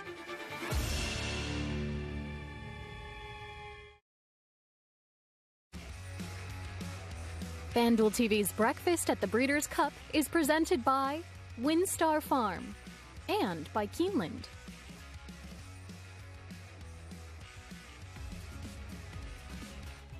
What a different feel to the racetrack today. There's still a decent amount of people on hand, but this was yesterday, a large crowd here to see Flightline as he had his final work leading to the Breeders' Cup, and no one walked away disappointed, and that says a lot about how great Flightline is. We talked to some fans who showed up as early as possible when the gates opened here and waited for at least an hour before he came out on to the racetrack. If you did not see this yesterday, we're showing it to you again. It is worth a look. Just like all his races, it is something you need to tune in for. He delivers, doesn't he? Yep. He lives up to the hype. There's a lot of anticipation for this work yesterday. Juan Leiva has to be just so proud of what this horse is able to do underneath him. And he's told us several times that he's just the best horse he's ever been in contact with, ever sat on top of. And I think pretty much everybody would echo that. He does much of the same, which is exactly what you want right there, opening up his stride, letting him just kind of reach out there, drops his head, find those gears, right? Drop and reach, drop and reach. That's how they accelerate. A little bit of a tap on the shoulder, go ahead and switch leads and finish up through the gallop out. Once he sees these other two horses to the outside there, I think that's right when he kind of took a look at them, maybe shorten stride for just a moment, but then again, you want to keep out of traffic. Once you're clear, another just little push to keep on with this gallop out as we get ready to go the 1.25 miles. Big effort yesterday morning from Flightline, and it was also nice to see all the East Coast horsemen that have seen him, of course, on TV, but get to experience it with your own eyes. It's different when you get to see him right there, and you really do feel like you're in the presence of greatness. I think everybody that was here felt his aura, that energy, and it gets you more excited for next weekend. Joaquin said it doesn't really feel like Breeders' Cup until you get everybody shipping in. I think that feeling came early yesterday because of Flightline. It really felt like Breeders' Cup week. 14 championship races over 2 days, and none bigger than the Breeders' Cup Classic, and that horse right there, Flightline. And we don't get to see Flightline very often. Just 5 starts coming in, a lot of time in between those starts. But when you run the way he does, you have to space things out. But it is quite a run that he is on this year. You do. You do have to space things out. It's been documented that, just over the years, they've had a little bit of trouble here and there with his feet. So that's a part of the reason why you go ahead and keep those races spaced out. But also, back to the conversation of John Sadler, I think if you look at the last 5 years isolated versus the last 10 or 15 years, he has made the conscious effort to start spacing out races for his dirt horses. And I think a lot of that really comes and is predicated on sheets, on ragazines, on thoroughgraphs. That's the way I handicap. It's the way a lot of people handicap. You talk about the bounce theory. You talk about horses being able to run through those big numbers. It's hard to continue that trajectory if you squeeze the lemon dry. It was different, I think, 20, 30 years ago. You didn't really fault a horse for losing a race. Right now, we want the perfection, and especially with a horse like Flightline, you want that to keep going. Horses need time between starts to keep improving their speed figures. We have the post position draw coming up on Monday. Is there a particular post you would want for Flightline? I think you just want to be outside of Life is Good. I think that's the most important thing for him as far as the pace goes. I don't think you want the rail because you don't want to get stuck kind of in a switch there if Life is Good makes the lead, if other horses are able to box him in. You probably don't want to be all the way on the outside either because you do have to run past the crowd. There's going to be a pretty lively atmosphere. Somewhere in the middle would be great, but just outside of Life is Good would be key. Okay, so somewhere, again, what you want to keep an eye on the post-position draw. Where does Flightline draw in relationship to Life is Good, one of his main rivals in the Longines Breeders' Cup Classic? That is also just one of 14 races they're going to be drawing the post positions for on Monday, October 31st. Our post-position draw show for the Breeders' Cup brought to you by Rood and Riddle Equine Hospital. And we encourage, if you're in the area, go out and see it for yourself in person. There's going to be a live crowd there in historic Rupp Arena. The draw will take place from 2:30 Eastern Time to 4:30 Eastern Time. Doors will open at 2 p.m. Eastern Time. And again, it's absolutely free. Public parking for the post-position draw is available at Gate 1 or Gate 2 from High Street. Experience it for yourself. The Breeders' Cup post-position draw, and Coach Calipari from UK is going to be there to draw the biggest race, the Longines Breeders' Cup Classic. We'll be back with more Breakfast at the Breeders' Cup, brought to you by Windstar Farm in Keeneland, here on FanDuel TV.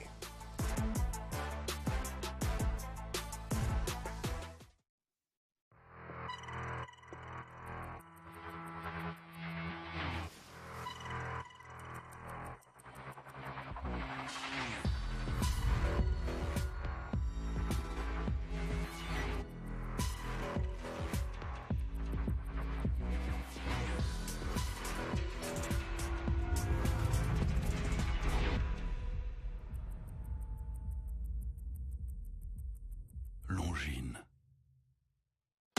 Speightstown. Munning. Echo Town. It's Echo Town for Joe Talamo, and Echo Town breaks the way. And Echo Town is drawing away in the stretch.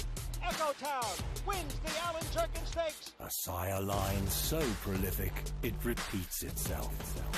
Echo Town.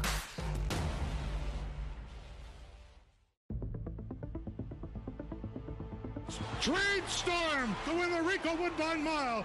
She's going to do it. Simple Verse has won the Ledger. Snake Neck Spear and Asheen Murphy get through and have won. It's getting really tight. The star of the season, drawing line. The purple cap, Kamiko the far side of him. Kamiko's won. Three of them in line. Mongostine has just won it with Mosse. Ocean Road after going to Vegas. Ocean Road. Connect, a Grade 1 winning millionaire and the best son of Curlin at stud to date. physically impressive and dominant on the track. Winner of the Grade 1 Cigar Mile and the Grade 2 Pennsylvania Derby, where he defeated Gunrunner, Nyquist, and Exaggerator. With Grade 1 winner Rattle and Roll in his first crop, along with Grade 3 winner Hidden Connection. Connect, a proven winner on the track, a proven stallion in the making.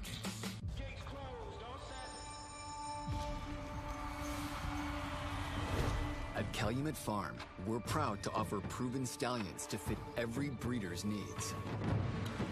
With over 72 million in progeny winnings on dirt and turf, our diverse roster is producing the champions of today and tomorrow. Calumet Farm, a legacy reborn. It's time to bet the race, and FanDuel Racing has entered the starting gate. Download the FanDuel Racing app, and you're off. It's super easy to use from the start. Make every moment more with tools to help you win on the inside. Watch out for great promos and easy deposits. And here comes fast payouts. It's super easy to use. It's fast payouts. It's super easy. There's no doubt about it. The best place to bet is FanDuel Racing. New customers bet the Breeders' Cup and get up to $100 back if your horse doesn't win.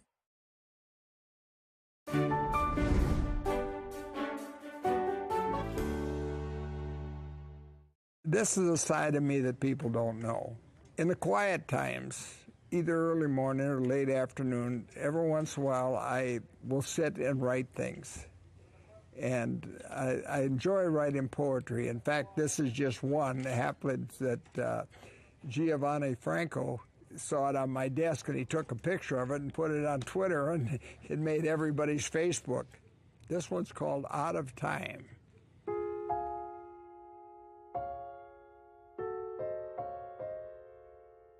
I woke up today with a troubled and uneasy mind, only to realize that this wonderful life I was living was running out of time.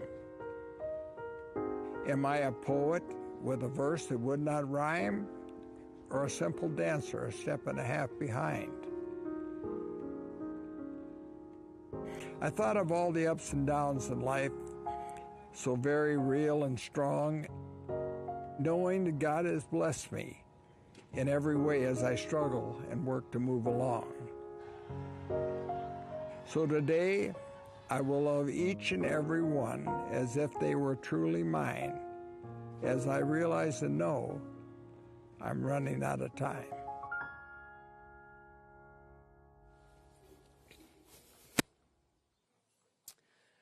Well, a poet, a horseman, and a coach of life as well as sports. It is always a real treat and a privilege to get to sit down with Dwayne Lukas. And I've got to set the stage for you because we're here in his office. The work is done because he starts early at 5:30. Absolutely. But we've got Lori, friends that you told me you just bought. Bob and Ann Gent, who are partners with us on a couple of our horses. And weanlings.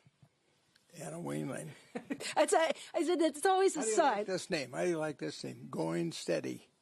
That's what we did. That's the weanling's name. Perfect. And they are here because you're going to be racing a horse this afternoon at Churchill Downs. So I want to start, though, with the first thing this morning. I saw Secret Oath out on the track. Looking great, looking strong. Tell me what you're seeing in her. Well, I think that the time since her last race to now has really helped her. She needs to fill out. She's got a big old frame, and a lot of filling out to do. I think her best year is going to be her 4-year-old year. So the little bit of time we had here, she's put on some weight. She's gotten strong, maybe brightened up a little bit from a campaign. So I feel pretty good about her. I think we're really headed in the right direction. Wayne, with a filly like this, and I should say with all the fillies that you've trained over the years, it's always a balancing act. They have the talent. They put so much out into what they do every single time. How do you gauge where they're at and that they are ready to come back and improve? Well, you have to there's one thing about fillies, and maybe women in general, they're unforgiving. A filly, when you train a filly, she's very unforgiving. And you can take a stud colt and you can lean on him. You can do a little bit more. You can knock him around a little bit and make sure that he's doing what you want. You can't do that with a filly. They're very unforgiving. You have to pamper them, give them what they want, make sure you're reading properly into what the training should be. And in order to do that, you got to spend a lot of time with them. And we get those good fillies, and we do spend a lot of time with them. Secret Oath goes out, regardless of the weather, twice a day in the afternoon, again, and grazes every day. So that's pretty much the key, these fillies. You have 20 Breeders' Cup victories. 10 of them were with fillies, and 4 of them were in the distaff. Is this experience, because of the place that you're at right now in life, different for you? I would say so. It's different for anybody that wins one of these. I don't care if they're 20 years old or 200. When you win one of these, it's special. They're hard to win. You're taking the whole world on. You're trying to beat everybody's best horse on a given day. So if you get it done, it really stamps you, I think. It's a wonderful system where we can showcase not only the fillies, but the 2-year-old colts, the 2-year-old fillies, the sprinters, the grass horses, the route horses, everything. So you can tell by your videos and what you've got in the archives that when they win one, all hell breaks loose. They love it. I want to test your memory a little bit. Take you back to one of the first Breeders' Cup distaffs that you won with Lady Secret, the Iron Lady, had been second the year before to one of your horses in your first Life's Magic, in your first distaff victory. What do you remember about that day when she capped off an unbelievable campaign with the win in the distaff? She had already rattled off unbelievable victories. I think that she won, when all was said and done, 8 Grade 1s. She beat the boys in the Whitney. And when I was watching the video, she opens up by 5 or 6 down the backstretch with Pat Day on board. So you know she's running on her own. Right. Well, with Pat Day, if you're, you always, when you ride Pat Day, you always question, where you're at, because he had brilliance in holding and giving a little extra and having a little extra in the tank always to finish up. But, here I had said to my son Jeff, I said, with her, if we can win the distaff today, we were in the conversation for Horse of the Year. And I said, all we need to do is win the distaff and then maybe have an upset in the Classic with the other horses that are being talked about for Horse of the Year, and we can be Horse of the Year. And Jeff looked at me and he said, I think we really need to make a statement. He said, we need to open up and really win it. And that's exactly what happened. When she hit the 8th pole and was gone, I felt we had a great chance to be Horse of the Year, and it's exactly what happened. Not only Horse of the Year, but she's listed as one of the top 100 horses of the century. Some pretty high praise. I said 4. The most recent of those was maybe the biggest upset in the distaff from your runners, and that was with Spain. I asked you earlier, it was a surprise to the bettors. She paid generously, but was it a surprise to you? Not too much. She came, Thoroughbred Corp moved her over to us and asked us to do the best we could. They were not thinking she was a Breeders' Cup horse, and she developed so beautifully and came along every day just a little bit better. So I thought she was going to hit a peak, as they say. We're going to be on our very best day in the Breeders' Cup, and sure enough, here she comes.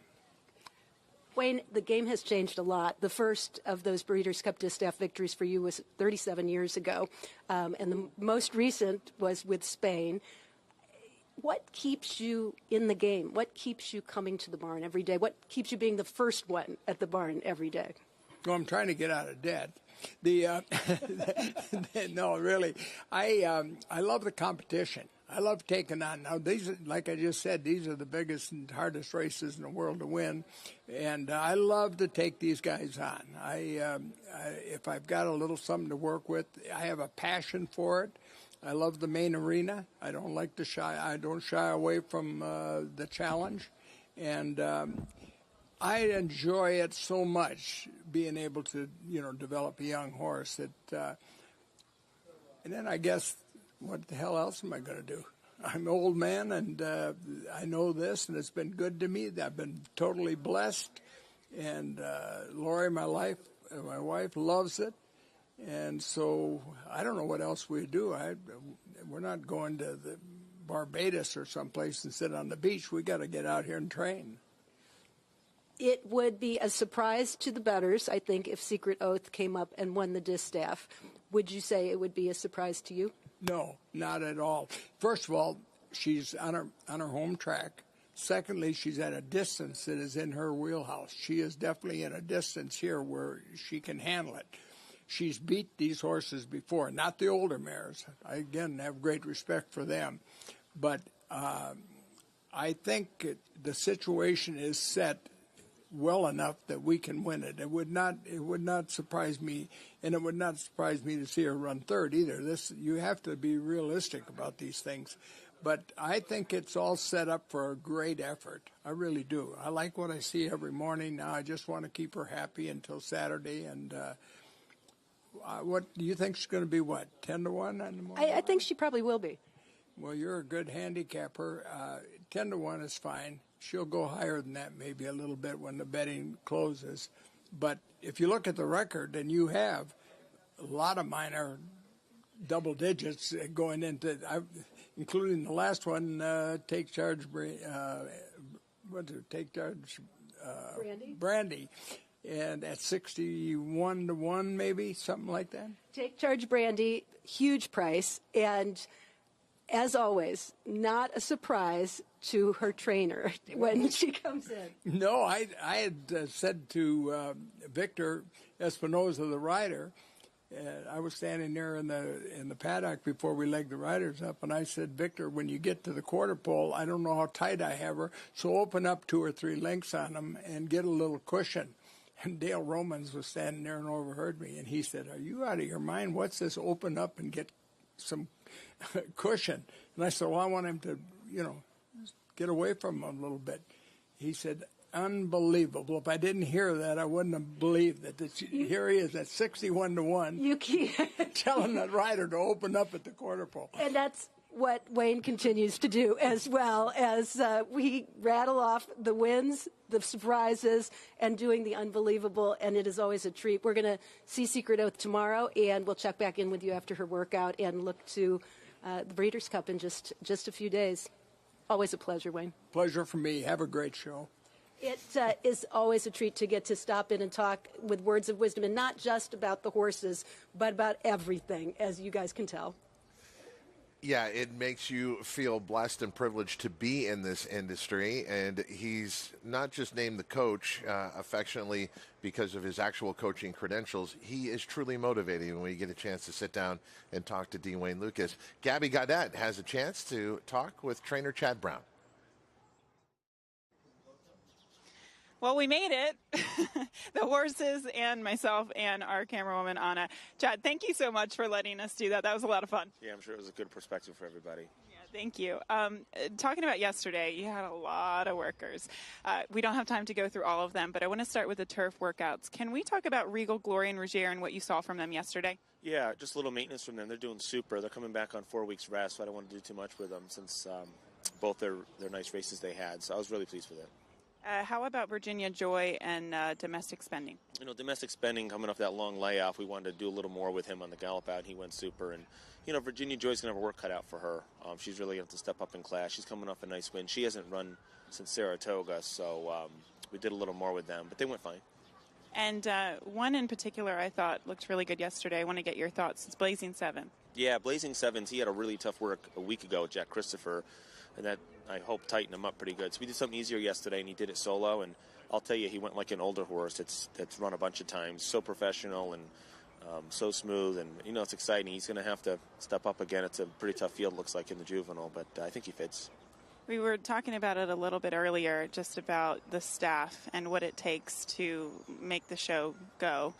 Can you talk a little bit more about the staff and really what goes into it? Yeah, I have over 200 team members, as we call it, and everyone has their jobs, and up and down the responsibility list, from the assistants right on down to the foremen and the grooms and the hot walkers and the night personnel and the office managers. And and such. So it really takes everybody pulling their weight and doing their job well. And I'm really lucky. Most of the people that work with me have been here 8, 10 years or longer in the 16 years we've been running the company.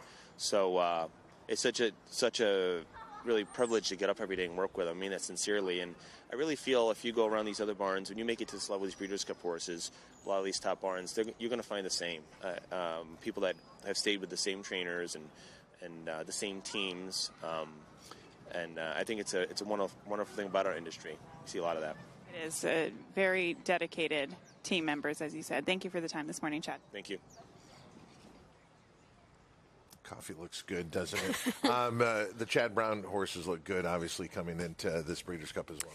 They absolutely do. And, 200 employees on the team there. And it does take everybody to know their role, to pull their weight, and to also be perceptive with the horses. Chad is one person, and he's keeping track of so many horses, let alone the Breeders' Cup horses, but the horses that he's responsible for back in New York, everybody having to report every little detail so that he can make the decisions that end up leading to success. Making decisions when you're playing the Breeders' Cup is obviously very important. You can take all this information you're learning on Breakfast at the Breeders' Cup and turn it into money, especially now with this FanDuel Racing offer. It's a no-sweat first win bet up to $100. You heard that right. That's $100 back if you don't win your first single horse win bet.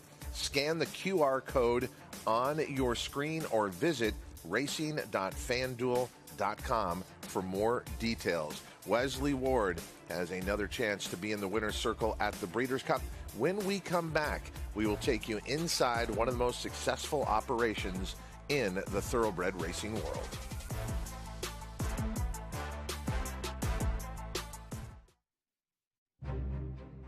This is a Kentucky thoroughbred.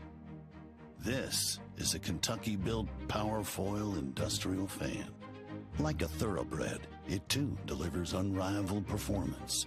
And while they both run with purpose and pride, this one runs to keep your workforce feeling cool and comfortable.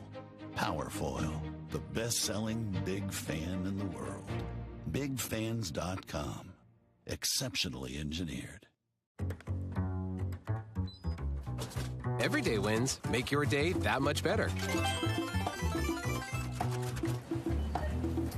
And now, you have a chance at free everyday wins when you play FanDuel Casino's Reward Machine, the new daily free-to-play game that offers you the chance to win up to $2,000 in casino bonus.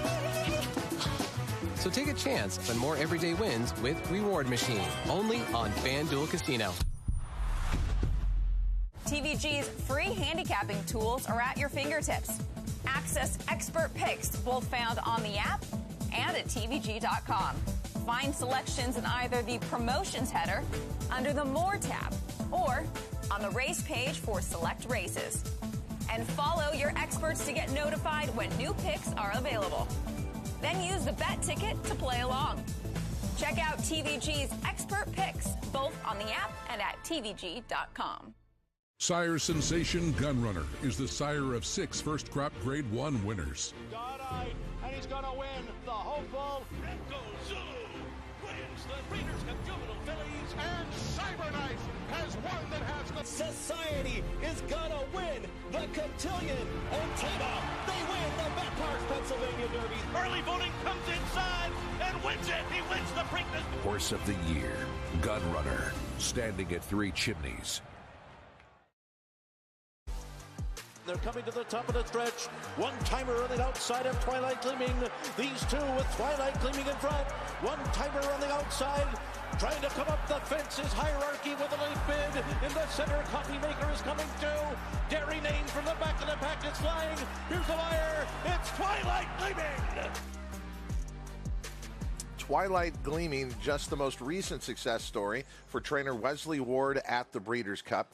And this year, he will have Golden Pal highlighting the Breeders' Cup Turf Sprint. And Golden Pal is trying to do something rather remarkable. That is win 3 Breeders' Cup races in a row. Took the Breeders' Cup Juvenile Turf Sprint, took the Breeders' Cup Sprint on the turf last year, and is back as the heavy favorite in there. And then, Christina, there is Wesley Ward in the anticipation from the global racing community when he shows up at Royal Ascot. That's true. The entire program geared towards these turf sprinters. And what I love about Wesley Ward is that he's obviously so passionate about what he does, but he's someone that is really stuck to his program, stuck to what he is good at, stuck to what he focuses on, and he's been able to turn that into a revolutionizing success. He's really opened, I think, a lot of people's eyes to going global with your horses. And he's seen horse racing from just about every angle. He was a jockey at one time, an Eclipse Award-winning apprentice, but now he is one of the most successful trainers in the world. Here's how Wesley Ward approaches his profession.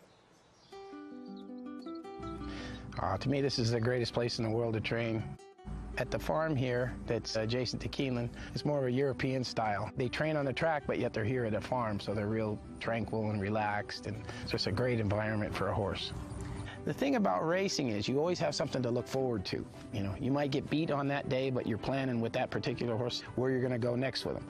And if you got a lot of them like I do, you got a lot of plans. Every foal that I have is folding right behind us. I can't get enough of it. Even though I got gray hair and I'm getting older, I still am learning a lot. Whereas early on, I started early in September, I found that I really don't need that. I keep them out as long as I can out in the field. And I don't want to bring them into a stall until sometime around mid-December. I don't have a set plan in what I do ever. I take each horse as an individual. As a jockey, I received the Eclipse Award when I was 16 years old. I'd won 420 or 30 races. As time went on and I grew taller and my body was wanting to get out wider, fought it as long as I could, and then I just went right into training. And when I went into training, I thought I'd be able to, you know, work hard and be successful, and the success didn't come as easy as it was as a jockey. I really didn't know a lot about Ascot when I first started. I'd heard about it. And as I moved my stable back to the East Coast, I started paying more attention to it because I'd have a lot of winners early on at Keeneland and really nowhere to go, nowhere to run them until Saratoga started. And I just thought, well, let me give it a try. They put me in a big suit and a big hat, and I thought, wow, this is such a great place. And when I got beat the first time, I said, man, this is going to be a long week. You know, everybody I talked to about going over there was kind of like, yeah, Wesley, good luck. But you could tell when they were walking around the corner, they were kind of laughing. And then, albeit the next day, we won the Queen Mary Stakes. And I just thought, wow, this is just unbelievable. You know, I can do this. Winning these bigger races is something that everyone strives for. It's like a drug. You never want to get away from it. I'll keep training racehorses until the day I can't get to the track anymore. I know there's a lot more to life, but I'm not interested in it.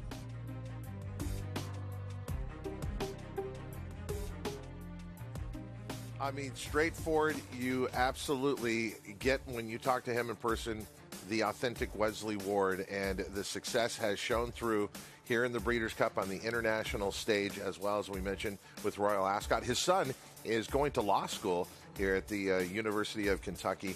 Wesley Ward loves this part of the country. He's truly part of the Commonwealth. He's the embodiment of the do what you love and you'll never work a day of your life saying, because he just does love what he does. And I think so many people, when you come into contact with him and when you get the opportunity to have any conversation, even if it's just listening to an interview, you have that instant appreciation of his knowledge, of his experience, of how genuine he is, and of how he trains by feel and on instinct and by connecting with those horses. Listen to the way he said, I want to leave them out in the pasture as long as I can. I want to leave them out there until December. It makes me think of the kids now that go to nature school and they learn so much by playing and they learn so much by experience. That is very true, and he's kind of adopting that kind of education with his horses, and then the way that he brings them up and teaches them to break from the gate. I mean, they learn quickly in his program, and I think it's because of that connection.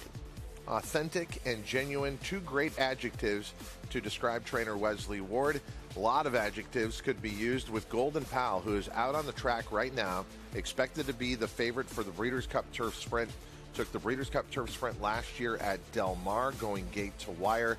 Prior to that, as a 2-year-old, another win at the Breeders' Cup Juvenile Turf Sprint. So again, going for 3 in a row on racing's 2 biggest days. Can Golden Pal, with his brilliant early speed, take this field gate to wire this year? Oh, yes. I mean, he's just so good. He's so fast. And in addition to that speed, it's how quickly he gets away from the starting gate. It's how much power he has behind and just that push that he has coming away from there in the first jump or two. If you go back and look at the jockey cam footage that we have from his race in the Woodward, from Irad Ortiz's perspective, you see him come out of the gate. You don't see another horse to the left or to the right. These are some of the fastest horses that we could gather at Keeneland back on October 8th, and he was already a length or two clear of them in 1 or 2 jumps. That is one of his strongest weapons, and he's also just a true professional. 8 for 12 lifetime, perfect 4 for 4 here at Keeneland, and 8 for 11 at the distance, the son of Uncle Mo, and that brilliant sprinter herself, Lady Shipman. That most recent start you're referencing where he took the Woodford, he was only 2/5 of a second off the track record. Wesley Ward will also have Campanile in the Breeders' Cup Turf Sprint, and this is a look yesterday at Campanile for Stone Street Stables coming out onto the turf course. She likes to get it on. She's high energy. You can see as soon as they get onto the turf course there, she knows it's go time, ears forward. She doesn't look like a 4-year-old filly. She looks like she could keep up every bit with the boys in terms of her size and her muscle tone. They waste no time with her. Just get out there and get to work. She's all business in here. She enjoys her job. I've watched some of her last works. Every now and then getting out there around the dogs, she kind of takes a look, just wanting to know basically where the rider wants her to be, what path they want her to be in. She was the winner at Kentucky Downs, going 6.5 furlongs back on September 10th. That was the first time we had seen her since her 3rd place effort in the Platinum Jubilee at Royal Ascot. Huge effort for her, I thought, because it's really extending beyond what she's used to, and she has a little bit of versatility as compared to some of the other turf sprinters. She can go 6, she can go 6.5, she can hold her own over soft and heavy going, and she's just so powerful and strong. We'll wait for the lead change here. Hopefully it's coming in just a second. The rider's just going to go ahead and let her coast down the middle. There's the change right through the dogs, down through the middle of the racetrack. She was very high energy to start, idling a little bit in the late stages here, but again, we're coming up to the race. Don't want to do too much. 103 and 4 for her final work. The daughter of Kodiak. He stands at Tally-Ho in Ireland. He'll give you such a handy horse. He'll usually give you a smaller horse. Him and Maymas both stand there. And those offspring do so well in Florida. They do so well in Southern California. But she's just a big, strong type from the Kodiak line. It always amazes me, though. You'll look at the final time, and it's not a quick final time yet, but yet these horses are rocket ships out of the gate. It just shows you the methodology behind it isn't always right there in front of you and rather obvious. Wesley Ward also has a couple of other horses to keep an eye on over the 2 championship days. We're going to now take a look at a couple of horses yesterday on the turf course here at Keeneland. One of them is Arrest Me Red. Arrest Me Red also in the turf sprint division, exiting a 3rd place effort at Kentucky Downs in their turf sprint back on September the 10th. And then also No Nay Hudson. So Arrest Me Red on the inside here.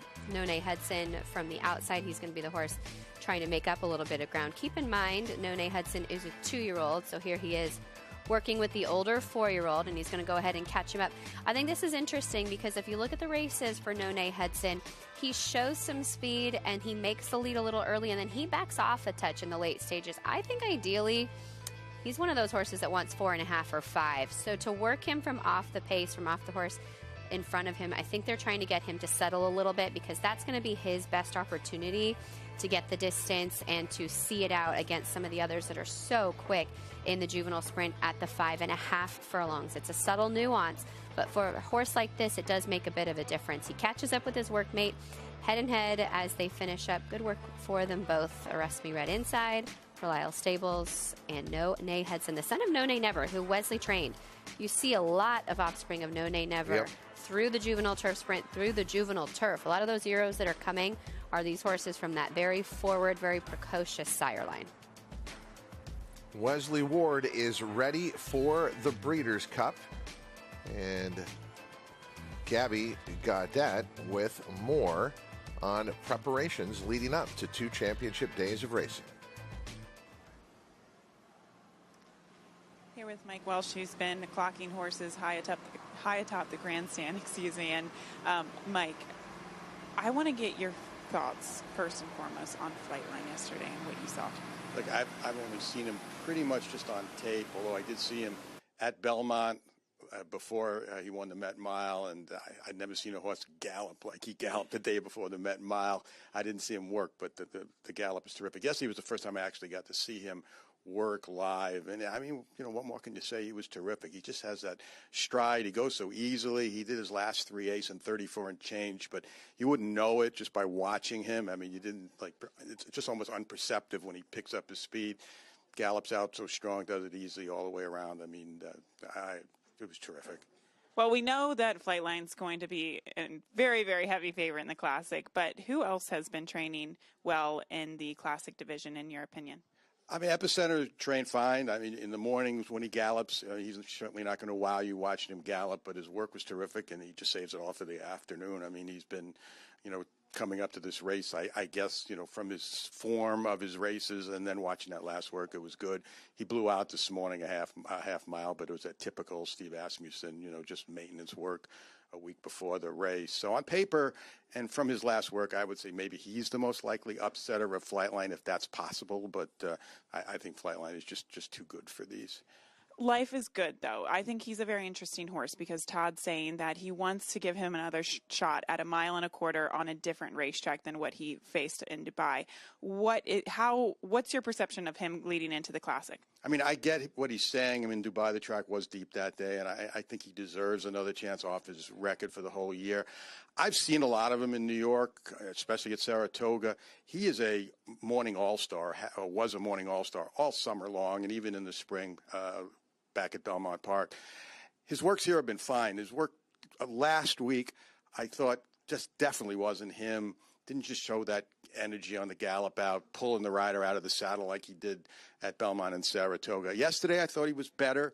I mean, and you look at the numbers, the times he puts down, he actually galloped out 1 mile faster than Flightline.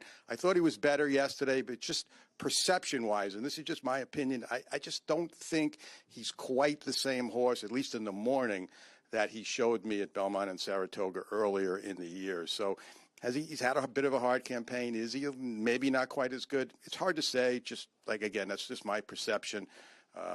He just doesn't seem to have pulling the rider out of the saddle like he did all year long. Again, like I said, he was a morning all-star. I mean, all season long, and at least coming into here from what I've seen. Okay, one more question. Long shot. If you're taking a look at the card on Breeders' Cup weekend, is there one horse that might be a price that you think has been working really well? Yeah, I love Blue Stripe. I love the way she worked here last week. I know on paper it's pretty hard to make her. I mean, the distaff is such a terrific race, and they've all been training good leading up to the race. Malathat next, Clairiere. I mean, the works I've seen from them have all been good, and good horses work good. You sort of expect to see that here. I've never seen Blue Stripe work before, but, man, she just looks so good. She galloped out 1 mile, I think, in 38 and change, and just did it easily all the way around. So, again, from a workout standpoint, she's going to get a few of my dollars. Just, again, on paper, hard to make her, but from a workout, if you're doing this in the morning and you see something like that. She's looked good. And she's going to be 20-1, you got to take a chance. All right, Mike, always so insightful. Thank you for the time this morning. My pleasure. I first met Mike Welsh when I had a job at Calder Racecourse in South Florida back in 1992, so I've known him for about 30 years. As sharp as an opinion as you will find in that world of clocking. If you read his analysis, his clocker reports for the Daily Racing Form at Saratoga, he is spot on consistently. Pay attention to what he just told you there. Getting the attention of the world at the Breeders' Cup a number of years ago was the great Goldikova. When we return here on Breakfast at the Breeders' Cup, we are going to revisit one of the greatest champions seen in 2 championship days of racing. It is the Breeders' Cup. Breakfast at the Breeders' Cup, brought to you by Windstar Farm and Keeneland.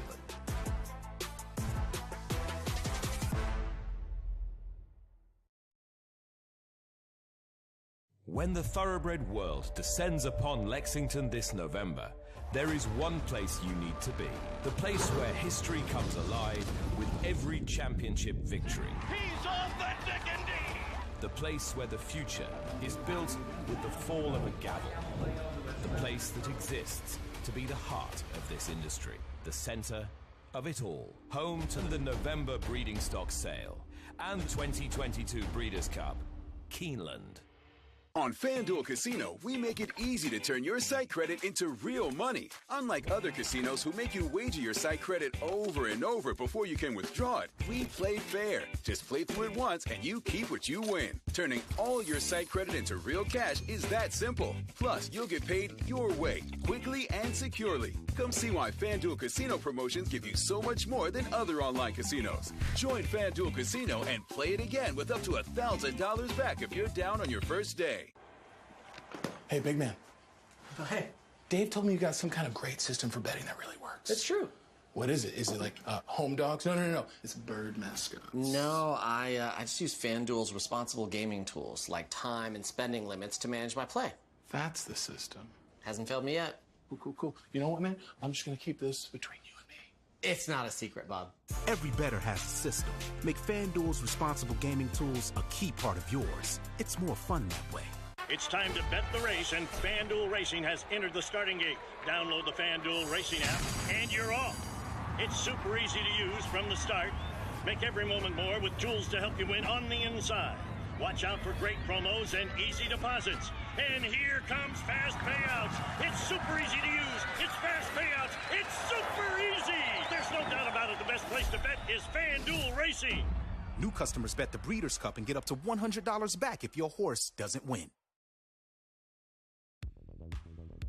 Chase the day with Day Chaser Cocktails, the official ready-to-drink canned cocktail of Breeders' Cup.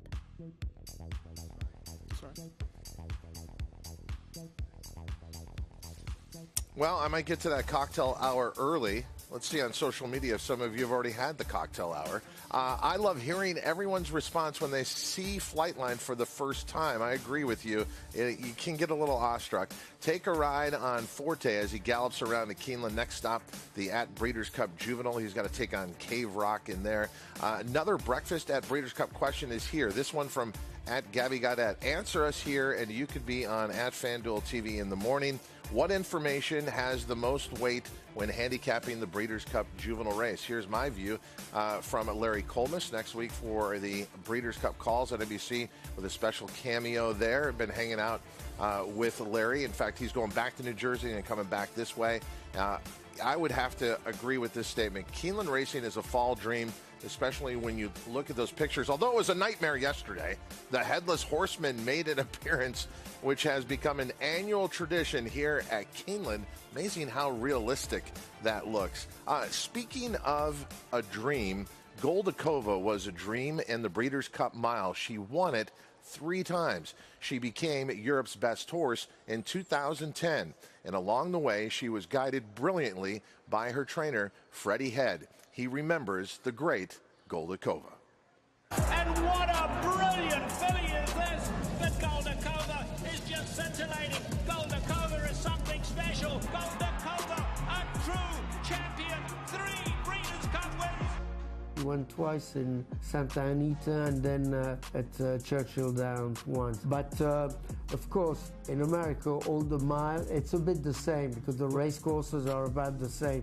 But still, it's a different race, which makes it a bit more difficult to handle. I think it was the first one. I think she was at her best then. It was a great race with Pellier, I remember, riding a fantastic race. Waiting. Goldikova waiting patiently for room, nowhere to go. Here's Precious, Kitten, the other filly running a big one, and Campanile the Bray. Campanile is let loose, but Goldikova goes through at the rail. And look at the acceleration from Goldikova as she bursts forward. And what a brilliant filly is this! Goldikova in an awesome effort. I know there was a bit of pressure the second year, and the third year too, of course, because of going for a third time.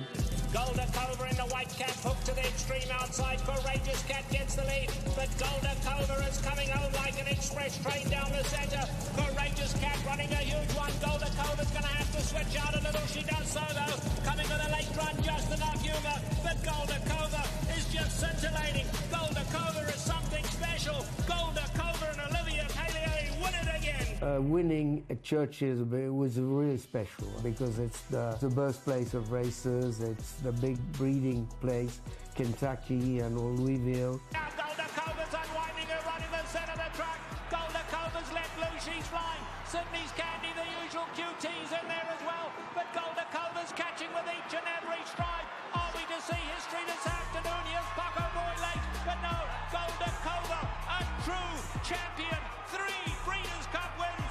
Olivia Pellier, the perfect ride. Goldikova has won. And she was placed the 4th time. This year we are with Goldikova. If she can pull it off, 4 straight Breeders' Cup wins, that would be fantastic. She had 4 runs in the Breeders' Cup. She was 3rd the 4th time. It's Goldikova in the race of her life. Turalure, Court Vision gonna outrun her. Turalure on the outside.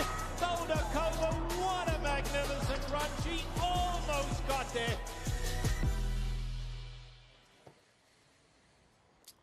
Those memories bring a lot back. You can remember where you were when Goldikova was running. There has been previous horses who have won more than 1 Breeders' Cup Mile, but no one like Goldikova. And sadly, we lost her just last year back in January. Joining us now here on the set is Rishi Prasad, and I always drop his name when I'm watching Wimbledon. You did a great job this past year, but I tell people, I'm like, I work with him. I get to work with him at the Breeders' Cup. You were brilliant again.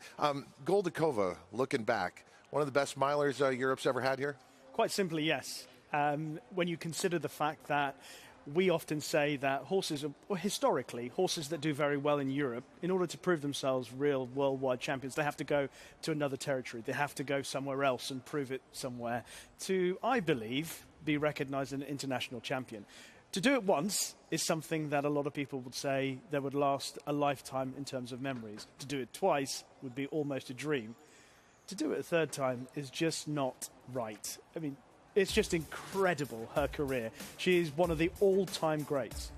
3-time winner of the FanDuel Breeders' Cup Mile, a career record of 17 wins from 27 starts. And let's talk about the European contingent coming over this year for the FanDuel Breeders' Cup Mile. Kinross was at British Champions Day last time out, winning the sprint. How good was that win? That was an outstanding win. Obviously, he's proved himself a top-class horse over 7 furlongs, and that has been his trip. 7 furlongs, a sort of space blues horse that can stretch out to a mile here in America. That's been the dream. But interestingly enough, his trainer, Rafe Beckett, has always felt that he's got the speed for 6 furlongs at Ascot, which is a stiff 6 furlongs, plus the fact there was cut in the ground. Now, that's an important factor when talking about Kinross. The fact that he enjoys a bit of cut in the ground. His best form has come with some juice in the ground, and this was really impressive, the way he just sprinted away. Frankie Dettori actually said after the race he was going so well, he ideally wanted to wait a bit longer, but he said, I was going so well I had to go. I had to do what I did, and I ended up putting on that distance between himself and the rest of the rivals. The hard thing for Kinross, though, Todd, is the fact that he's run in the Arc weekend. He won the Foray at Arc weekend. He's then gone to win on Champions Day at Ascot. And now we're asking him another big question.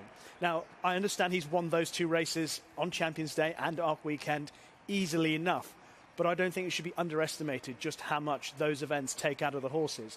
Were he to prove successful here in the Breeders' Cup Mile, that would be quite an outstanding achievement. What do you make of how Modern Games comes in? Because on that subject of travel, he came to North America. He was brilliant in the Woodbine Mile. Then he goes back overseas to run on British Champions Day, and now he's back here. Is that a lot to ask of Modern Games? It is a lot to ask of Modern Games. I guess the interesting thing about him is that last season, it felt to me like he thrived on his racing as a 2-year-old. And it seems to me like he's thriving on his racing once again in the latter part of 2022, as it did in 2021. I don't think, and Charlie Appleby's quite open about this, that the QE2 at Champions Day at Ascot was part of the original plan, but because of the makeup of the field, Baid, of course, went for the Champion Stakes. There was an opportunity there. The ground went against him. William Buick felt that all the way through the race, he was always half a stride off his usual pace. But the one thing you cannot deny about Modern Games is his wonderful attitude. He's a real terrier. He's the type of horse that I'm sure William Buick loves to ride. It's almost a case of, you hold on to me, and then when you say go, I'm ready to go. He tried so hard here, and he got run down by Bayside Boy on the far side, who was an interesting contender. But Modern Games is, he's a seasoned traveller, and I'm sure he's going to be in the thick of it again. A horse that you could not hide how excited you were. That was this morning talking about Highfield Princess. Do you think this is one of Europe's best chances? I mean, obviously, they're going to win multiple races. We know that. but I mean, Highfield Princess, you were big on this horse this morning. I love this horse.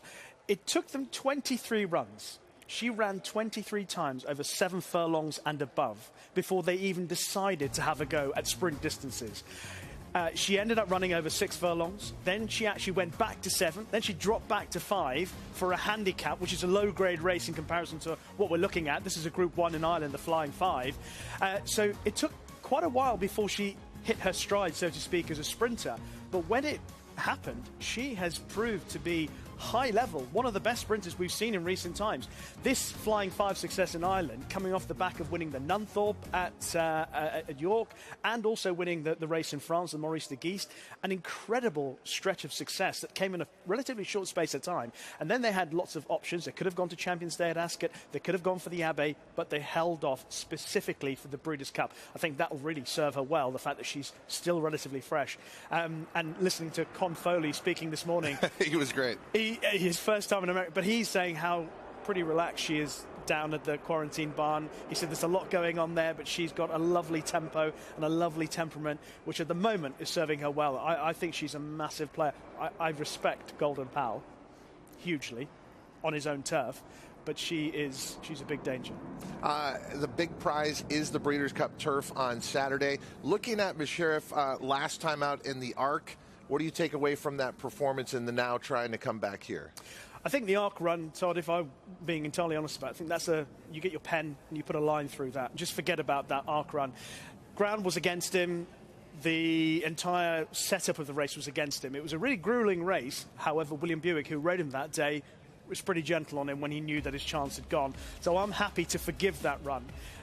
Frankie Dettori confirmed that he'll be riding Mishrif in the Breeders' Cup turf. He is a top-class horse. The question is, and it's a simple one, is do you believe that the Mishrif of 2022 is in any way the Mishrif that we've seen over the last 2 seasons? His record internationally is outstanding. He won the Saudi Cup, went on from winning the Saudi Cup to win the Shima Classic. The Saudi Cup, of course, over 9 furlongs on dirt. The Shima Classic, 1.5 miles on turf. Then 10 furlongs of the Juddmonte International, all in the same season. Of course, as a 3-year-old, he won the French Derby. I think he's earned just shy of £12 million, which is not as much as it used to be in old changed, money. Yeah. But I'm not entirely certain that the Mishrif this season is quite as good as the one that we've seen in the last 2 seasons, and that's the big debate for me. And then there is Rebel's Romance, and as we've talked about, Charles Appleby loves the Breeders' Cup. Well, 6 from 11. 6 winners from 11 starts. I mean, that's just outstanding already. And Rebel's Romance is a really interesting runner for Charlie Appleby. Obviously, Nation's Pride, we can understand why people will be attracted to him. But Rebel's Romance, when he won the UAE Derby in 2021, there was thought of a crack of taking this horse for a classic campaign in America. And there was talk about him running in the Belmont. That never developed. And naturally, we thought that when he went back to Dubai in 2022, he would be a Dubai World Cup horse, and he was campaigned like that for his first 2 races. But something just fell apart in terms of his dirt form. This was pretty impressive. Against the quality of the field isn't that great, but he was possibly a Dubai World Cup contender at this point for Charlie Appleby. Scrap that. He goes back to Europe, runs on the turf at Newmarket. He wins 1 race, then he wins another race on turf. And then Charlie Appleby suddenly starts thinking, I might have a decent horse on my hands here over 1.5 miles. He goes to Germany and he wins 2 Group 1s. Well, the last horse from England who went to Germany back last in 2021 who did that was Alpinista. She turned out all right. She won the Arc. Well, Rebel's Romance is kind of this season's Alpinista. And Charlie Appleby's had the idea to come to the Breeders' Cup turf, you know, when he won that first Group 1 in Germany. I think he's really interesting because he's a horse who still remains unexposed over 1.5 miles on turf. So the fact that Charlie Appleby has pointed him in the direction of the Breeders' Cup turf is enough for people to say, I respect his chances enormously. How much does the ground matter to either of these 2 horses you've just told us about? We're supposed to get a lot of rain here later today. Then it's supposed to be fine the rest of the week. What type of turf course would either of these horses prefer? Rebel's Romance so far has proven himself on a variety of trips of ground. He's won a good to firm. He's won with cut in the ground as well. Mishrif, funny, I mean, he won on soft ground. He won the French Derby on soft ground. He won as a 2-year-old on soft ground. But I think his best form comes on just good ground. As long as he gets good ground and he's allowed to stretch out and he feels comfortable enough to stretch out on good ground, I think that suits him perfectly. I don't think he'd want it too soft. I think it's very unlikely we're going to get you know it better than me. I think it's very unlikely we'll get those sort of conditions here. But going back to some of the horses we spoke about earlier, the likes of Kinross, they would want more rain. The more rain that comes for Kinross, the better his chances. These are some of the European stars on Saturday. It's a Future Stars Friday, and there are some outstanding 2-year-olds that have come over here. It's amazing to think that 2-year-olds can sprint for a purse of $1 million, but that's what we have in the Breeders' Cup Juvenile Turf Sprint. How good is the Platinum Queen? Well, she's not quite sprinted for $1 million in Europe, but she's sprinted for close to that because she's run in all-aged Group 1 races for sprinters. She won the Abbey, which is an all-age race. She was the first 2-year-old to win this race since 1978, and many others have tried. But she got the rail. Now, this is the important thing for me about the Platinum Queen. If she has the rail to run against, she is going to prove a hard horse to beat. I think that is key to her. She's hung left in a couple of her races, and that's cost her. She actually was second to Highfield Princess in the Nunthorpe at York, where she led. She was down the middle of the track, and then when she came under pressure, she wanted to go left, and she ended up on the rail. Prior to that, she'd won at Goodwood, where she came out against the rail, and she hugged that left-hand side rail all the way down the straight at Goodwood, and she was mightily impressive. When she comes under pressure, she wants to go left, so if she's in the middle of the track and she doesn't get the best draw, then that will be an issue for her. The other issue for Platinum Queen is she's never been round a bend, which is obviously a major factor considering the quality of opposition she'll be against. But what is not in question is her blistering speed. Okay, going to bring it back to Saturday for a moment with the Breeders' Cup Filly and Mare Turf. Every time I see and say her name, Nashwa, I want to say Nashwan, one of the greats of all time. But Nashwa comes in, the 3-year-old daughter of Frankel. Is it realistic to see her take on older horses in the Breeders' Cup Filly and Mare Turf and beat them? Yes, I think so. She's an outstanding filly. She has looked very good. She's shown lots of speed. She won, actually, first time out in 2022 over a mile, and then she stepped up in distance. And this race, obviously, the Nassau Stakes at Goodwood, she won over a mile and 2. The quality of this field, not perhaps at its best. The horse on the inside, Dream Loper, may be lining up against her, or might be the mile. I think the mile's first preference for Dream Loper. So there is that angle, and Dream Loper's won a couple of Group 1s. Nashwa is generally a horse that travels very kindly through her races. So I think the way the race is going to be run, generally the way Breeders' Cup races are run, would suit her. She's also got to turn her foot, and as long as she gets clear sailing in the straight, I think she's a massive player. She's got loads of class. She came to win the Oaks. There was a chance where it looked as if she was going to put in a winning bid in the Oaks, but she just ran out of stamina over 1.5 miles at Epsom. So I think the distance would suit her here. She obviously won the French Oaks and she won the Nassau, those races over 10 furlongs, and she was a little bit unlucky in the Opera when she finished second. She had a wide draw, she had to work hard to get to the lead, and she just ran out of gas late on. I think with a cleaner run and a better draw, she was the best filly in the race. Nashwa, daughter of Frankel, so can I do it? I've got to go down this road. So most of the year, the debate was, does Baid belong with Frankel as far as one of the all-time European greats? Now that we've had the end of this career, disappointing end to Baid with that final start, where did you stand on this whole Baid-Frankel debate? Nowhere near, I'm afraid, Frankel. But that's because Frankel is in a completely different stratosphere. And I know originally at the start of this entire conversation, Todd, I said a horse had to go and travel abroad to prove themselves an international champion. The reason why Frankel is an all-time great is because he's the exception to the rule. Because he's a horse that didn't have to track. Every time he turned up on the track, he produced figures that were outstanding. Every time. So you don't have to go anywhere else, really, to prove yourself, because he did that 12 times. He delivered performances that were of the highest level. Baid, I think there's one standout performance from Baid, which was when he beat Mishrif in the Juddmonte International. That was superb. The way Jim Crowley, his rider, was able to pull him back when he wanted to go a little bit further, and he gave them a bit of a start, and he took off, and Mishrif was 6 lengths behind him. So, bearing in mind that I've just doubted whether Mishrif is as good in 2022 as he was previously, I have to say that whilst Baid is one of the best horses that we have seen since Frankel, he is streets apart from Frankel and See the Stars, who I'd also have ahead of Baid, obviously the sire of Baid, See the Stars. So he's one of the best horses we've seen in recent times, but he's not going to enter the debate for all-time great. Okay, so we're having this debate right now in this country because of Flightline. Lightly raced, just 5 for 5. There's so much out there that he could accomplish, but if he dominated the Breeders' Cup Classic, maybe he doesn't need to be considered amongst the all-time greats. Aside from what we're talking about here in the United States with Flightline, what is the view overseas about this great American champion? Is he being talked about as one of the greats over there? He is. There was quite a lot of chat back in the UK, certainly, when we saw Flightline rated as the top racehorse in the world at the same time that Baid was still unbeaten. We were having the only thoughts, well, if they were Baid, he's still a champion. He's never been beaten, and he's run against better horses. He's got a deeper career CV at that point. But, of course, he's got beaten, and we saw what Flightline did to Country Grammar.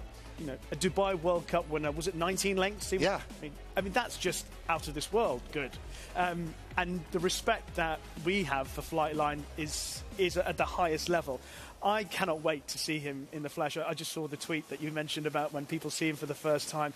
He is down near where the quarantine barn is for the International, so I'm looking forward to crossing paths with the mighty Flightline at some point over the next few days. I've heard it all. I want to see it for real. And obviously, it's a good field, obviously, the Classic. If he can dismiss Life is Good in the same manner as he did something like Country Grammar, then I'm sure you guys will be talking about Secretariat.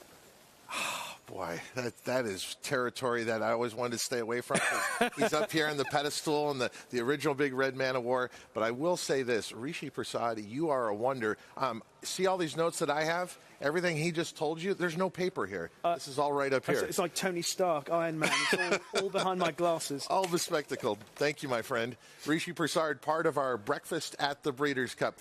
We have Joaquin Jaime with a guy who makes the most of his opportunities at the Breeders' Cup. That's trainer Wayne Catalano. Trainer Wayne Catalano has 15 Breeders' Cup starters, 4 Breeders' Cup wins on his resume, and 3 horses are going to be running in the Breeders' Cup this year. One of them is right behind us on the wash rack. That is your 2-year-old, and the winner is. He was the 4-1 favorite in the Bourbon, and hearing your comments before the race, you were incredibly confident. Why did he give you so much confidence going into his last race?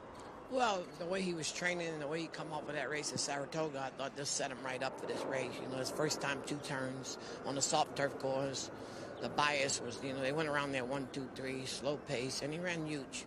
You know, I thought it was a real big effort. And after that, coming in here, I was confident in the way he was working and training, so had to be happy about that.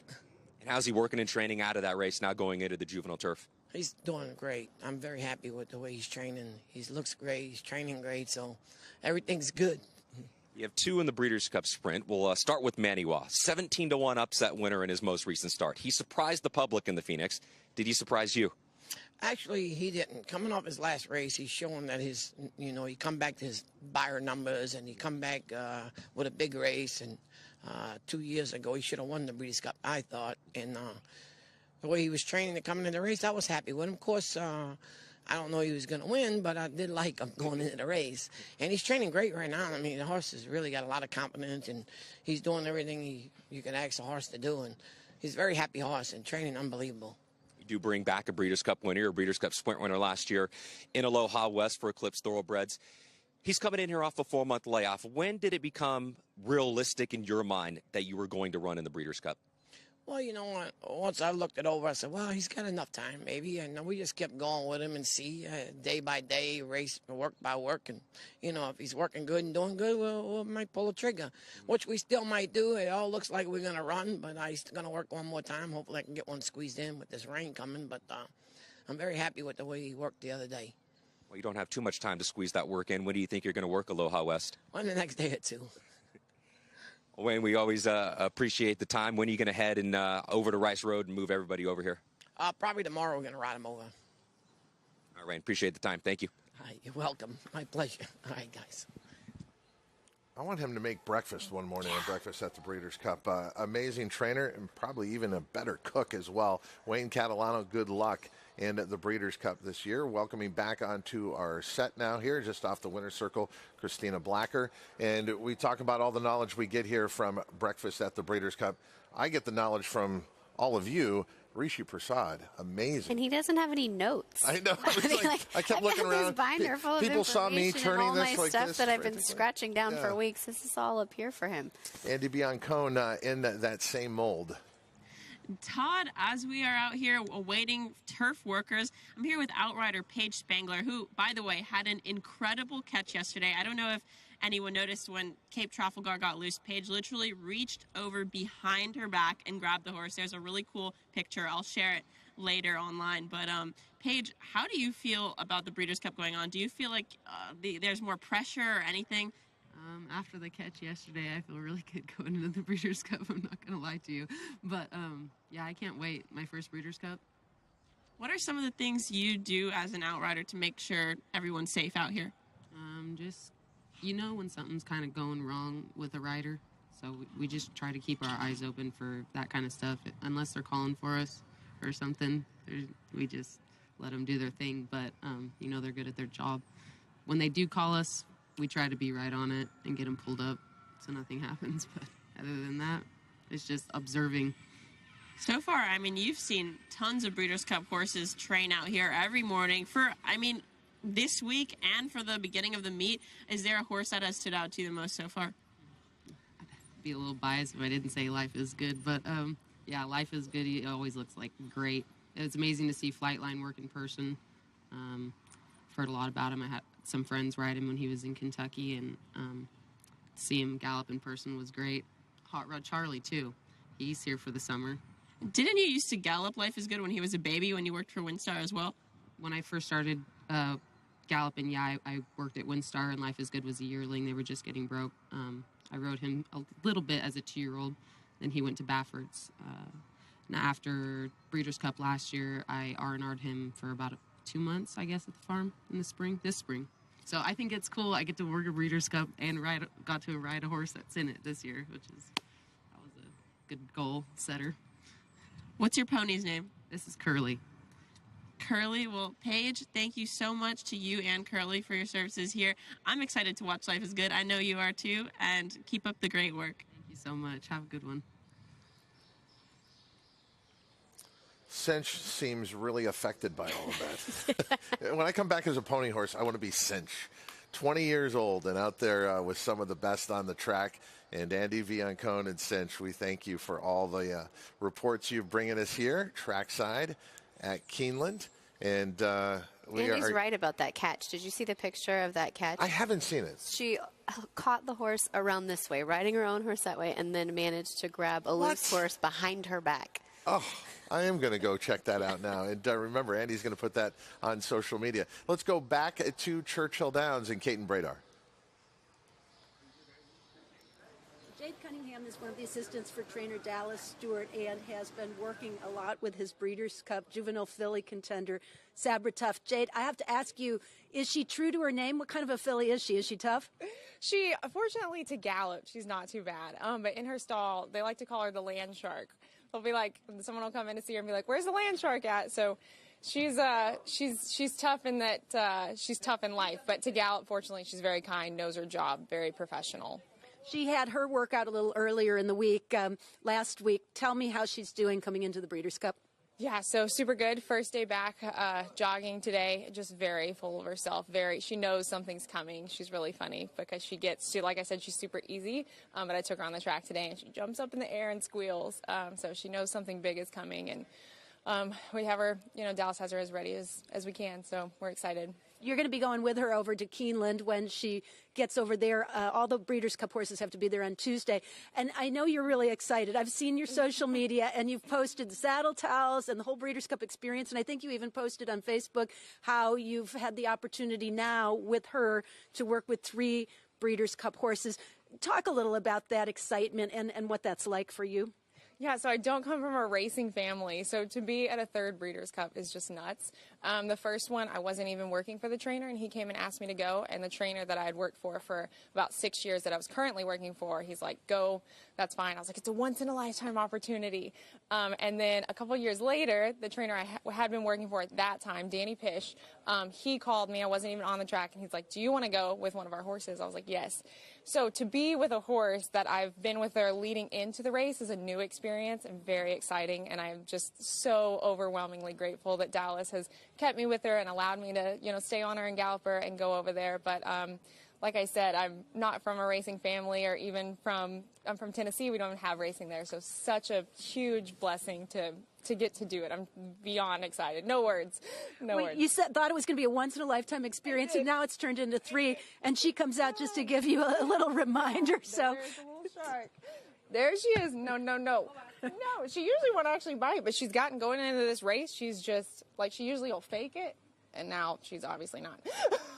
She's not faking and not messing around. And Jade, it'll be fun to watch her over there at Keeneland. Best of luck. Thank you so much. We appreciate it, guys. It's what this is about, dreams coming true and staying out of the way of the land shark. The land shark.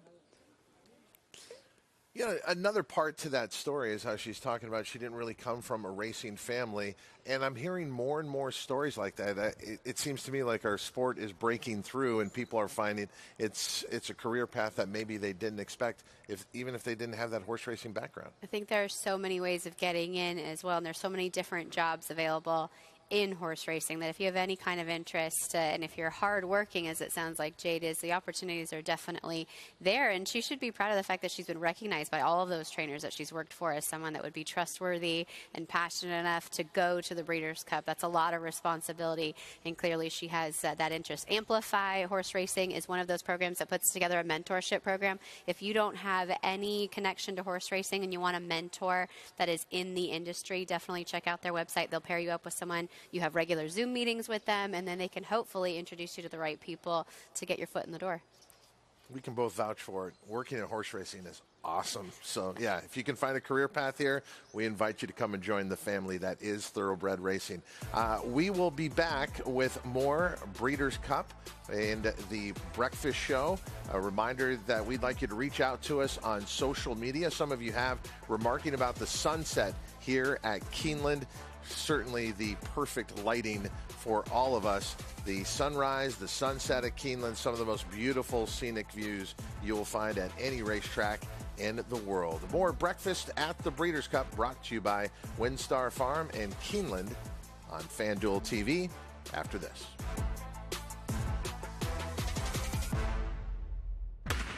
Oscar knows basketball.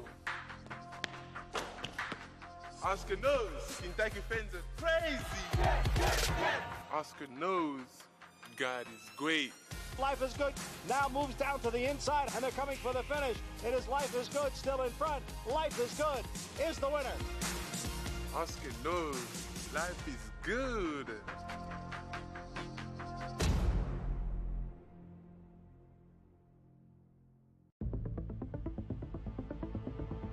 Trade Storm to win the Rico Woodbine Mile. She's going to do it. Simple Verse has won the Ledger. Snake Neck Spear and Sheen Murphy get through and have won. It's getting really tight. The star of the season, Roaring Lion. The purple cap, Kamiko the far side of him. Kamiko's won. Feel them in line. Mongostina has just won it with Mosse. Ocean Road after going to Vegas. Ocean Road. Undefeated Grade 1 winner Mastery was a multiple graded stakes winner at 2, including this victory in the Grade 1 Los Alamitos Cash Call Futurity. Now his progeny are bringing top dollar in the sales rate. On the track, his recent top runners include these star performers. 2 very game fillies, neither one of them will give an inch. Midnight Memory's going to outstay her. Midnight Memories won the Torrey Pines. Mastery, standing at Claiborne Farm. This is a Kentucky Thoroughbred. This is a Kentucky-built Powerfoil industrial fan. Like a Thoroughbred, it too delivers unrivaled performance. And while they both run with purpose and pride, this one runs to keep your workforce feeling cool and comfortable. Powerfoil, the best-selling big fan in the world. BigFans.com. Exceptionally engineered. Maximum Security proves he's the real deal with a gate-to-wire win in the Florida Derby. Champion 3-year-old. Maximum Security has won the TVG.com Haskell Invitational. 11 triple-digit buyers. Maximum Security. He smoked them in the Cigar Mile. Grade 1 winning 4-year-old. Maximum Security takes them all the way in the TVG Pacific Classic. Secure your mare's future. Maximum Security. Looking to give your handicapping game a sharper focus? RaceLens is the most in-depth product in horse racing, with unique features found nowhere else. Customized PPs, summary and individual research, handicapping angles and backtesting, true odds predictive analysis, and pace projection. With innovative analytics powered by data from Equibase, it will change the way you follow horse racing and take your game to the next level. RaceLens, bringing clarity to handicapping. Learn more at equibase.com/racelens. And Gunrunner, they've been battling since the gates opened. Gunrunner's got the lead. Collected, West Coast is bearing down on them on the outside. Final 16th, Gunrunner reaching for the wire. Collected's alongside, and then comes West Coast and War Story. But Gunrunner's on top of the world. He wins the Breeders' Cup Classic. Well, Gunrunner lived in the shadow of Arrogate for so long, and then he got the spotlight all to himself, and then he took off to another level after his racing career, which was great in and of itself. He is one of the hottest sires in the world and well represented here at the Breeders' Cup. Gunrunner, a number of his progeny, and the sire of Cyberknife, as well as Society and the Distaff. Cyberknife, though, a horse that they had to decide where they wanted to go. Thoughts of maybe the Longines Breeders' Cup Classic, ultimately into the mile. It looks like it's going to be the dirt mile. We heard from Brad Cox kind of leaning in that direction earlier this week. We showed you that piece back from the Dubai World Cup where it was Arrogate and Gunrunner, and now to see this year how well represented they both are in this Breeders' Cup as the sire of so many top competitors. It's kind of nice to go back and relive one of their greatest moments together and see what they're able to do now. Let's bring you a Breeders' Cup profile of Cyberknife.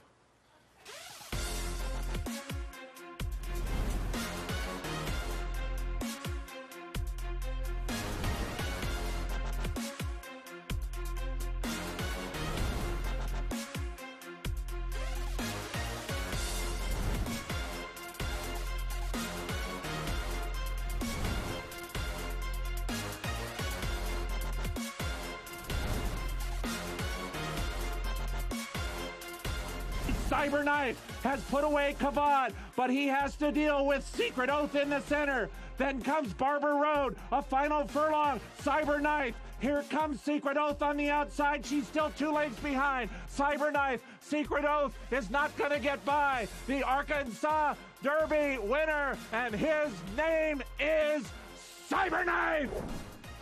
Arkansas Derby was a big race. Obviously, a really good filly was third there. Ended up winning the Kentucky Oaks, but that was his first grade 1. That ultimately cemented his opportunity to be a stallion, so it worked out. That was a huge victory, and it didn't work out in the Kentucky Derby, but the Arkansas Derby was a very good day for him. And they're off in the TVG.com Haskell. He ran big in the Haskell. I mean, obviously saved some ground. Flightline did a good job, kept him to the inside. He's able to get up, beat a very good horse in Taba, and it was a grade 1 winning performance. He's very proud of it. Just behind them, Cyberknife, and then Taba. They turn for home. It's Jack Christopher in front. Howling Time. Taba switches to the outside, and he's now putting in a strong bid. And here comes Taba. Taba in the center of the track with good-looking strides, squares off with Cyberknife. Cyberknife takes the lead. Taba going with him. These two in a thriller. Cyberknife just in front, and Cyberknife has won the TVG.com Haskell over Taba. Flo, you've had some brilliant rides. That might have been one of your finest. You took the bravest way home up the fence. Talk us through the trip.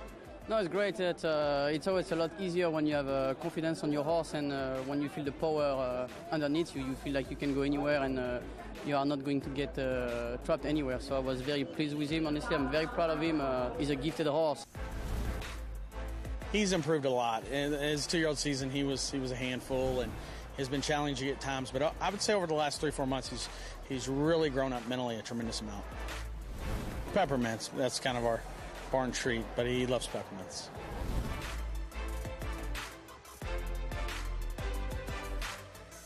Cyberknife, a son of Gunrunner, who will be in the Big Ass Fans Breeders' Cup Dirt Mile. Our show started with the anticipation of the Steve Asmussen runners. We've been waiting to see Epicenter. We also got a chance to see Society this morning. Let's look back at the efforts which happened real early before we came on the air, starting with Society, who kind of works in the way that she runs. She likes to get out to the lead and dominate her competition. Now, in the case of Steve Asmussen, as we heard with Mike Welsh, not fast times. They're not looking to go a half mile in 46 flat, even though she probably wanted to do that.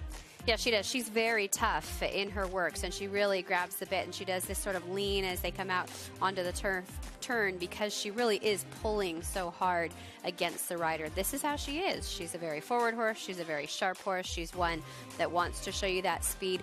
You would be worried if she didn't act this way. You would be concerned if she wasn't as aggressive, if she wasn't pulling the rider as much, if he wasn't having to throttle her down the way he is. And she even grabs a hold of the bit as they go through the wire as well. Just as much energy at the end of her work as she was showing at the beginning. She's still fighting him a little bit out there.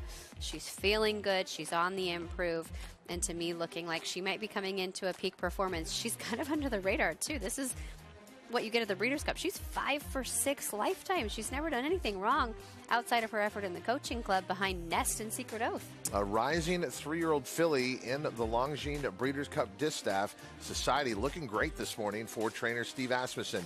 Then there is his big 3-year-old male, talking about Epicenter, the son of Not This Time, who comes off back-to-back wins, including the Grade 1 Travers. Will try older horses for the first time in the Longines Breeders' Cup Classic, but for everybody, it's about going through Flightline. And here is a look at Epicenter under the cover of darkness at Keeneland. I think it's interesting to see the approach that a lot of the trainers who have these top 3-year-olds have taken in relation to Flightline. Cyberknife is a horse that you weren't expecting to see in the Pennsylvania Derby, and that was a bit of a last-minute decision from Brad Cox, and he said that week going in, and I think it's because everybody saw what Flightline did in the TVG Pacific Classic and said, okay, here we go. We have a chance at $1 million for 3-year-olds. Let's leave it all out on the table because we know this monster is waiting for us.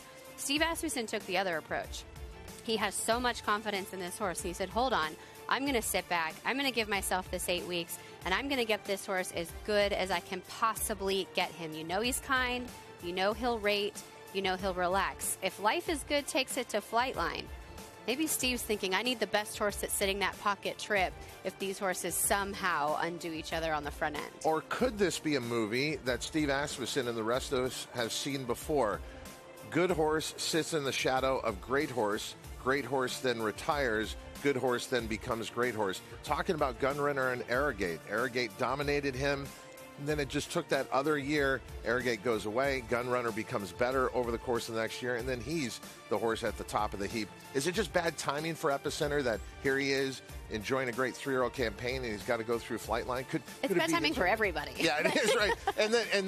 and I say this, we don't know what is ultimately going to happen with Flightline, but if he runs next year, well, then they're all in the shadow of him again, it would seem. But And if he runs next year, I mean, it's the 3 big races that you think for so much money, right? It's the Pegasus, it's the Dubai World Cup, it's the Saudi Cup. Those races come pretty fast in succession. Flightline, to me, as the way they've been spacing out his races, wouldn't be a horse that would go for all 3. You might get 2 if they decide to continue on with him. So maybe Asmussen is thinking that way. This horse had a very ambitious 3-year-old campaign so far. He didn't miss any of the dances. Let's back off a little bit coming into the Breeders' Cup, and let's still feel fresh going into 2023.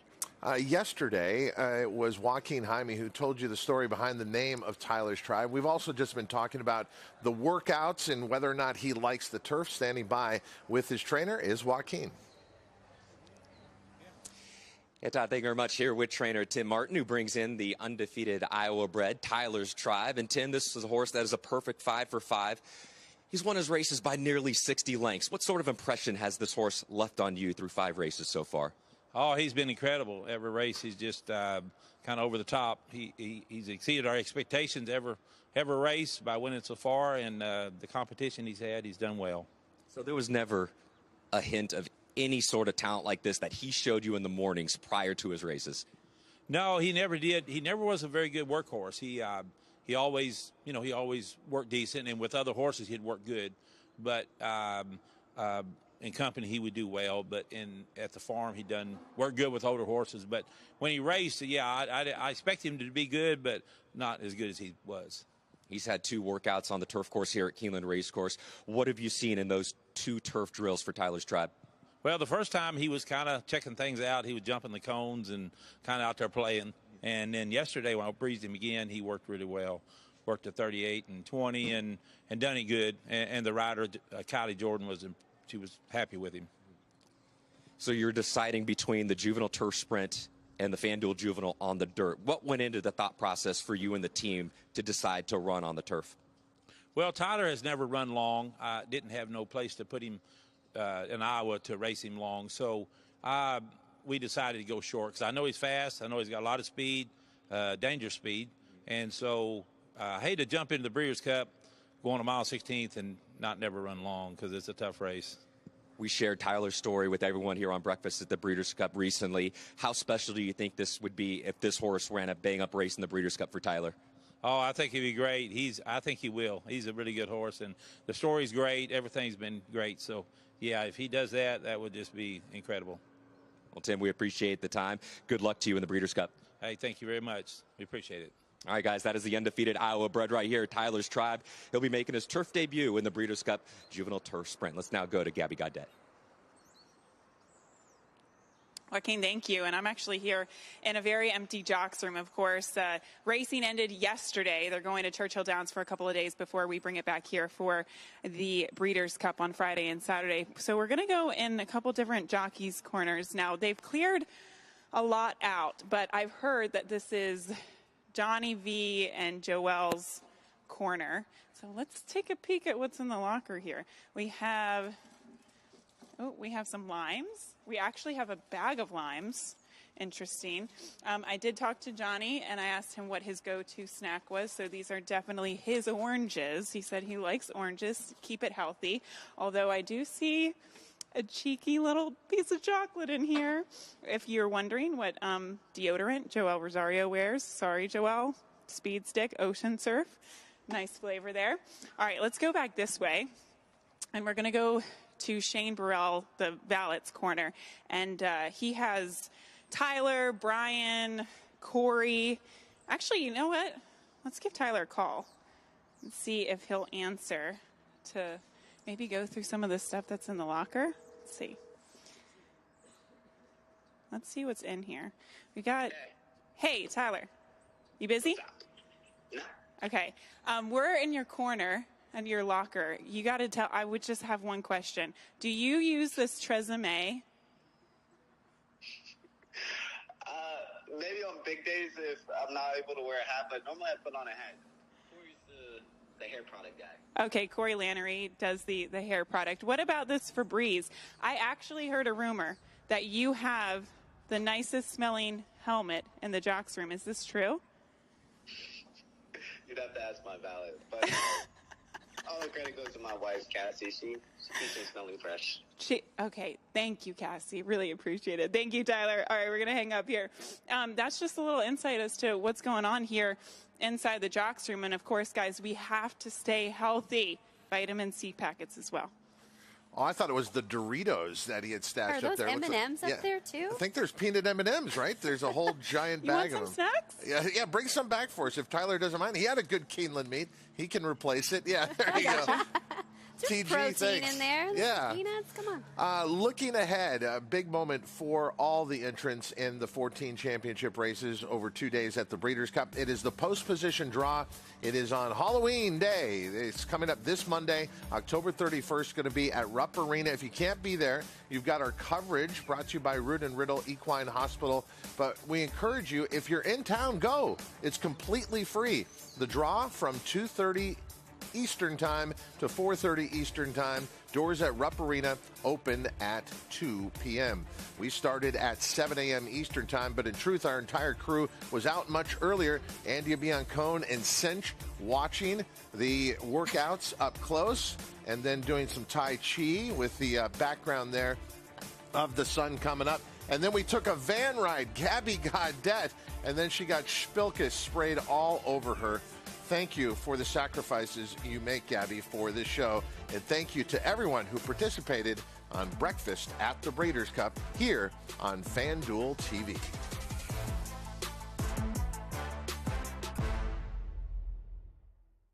It's time to bet the race, and FanDuel Racing has entered the starting gate. Download the FanDuel Racing app, and you're off. It's super easy to use from the start.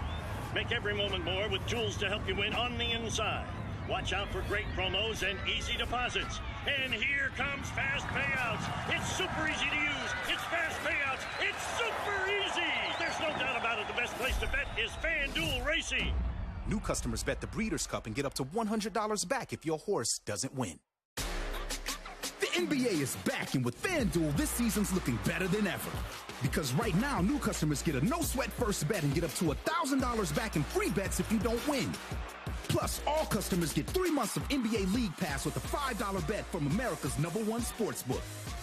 That's right. Not only do you get a no-sweat first bet, you can also watch NBA League Pass on us. Make every moment more with FanDuel. TVG's free handicapping tools are at your fingertips. Access expert picks, both found on the app and at TVG.com. Find selections in either the Promotions header, under the More tab, or on the race page for select races. And follow your experts to get notified when new picks are available. Then use the bet ticket to play along. Check out TVG's expert picks, both on the app and at TVG.com.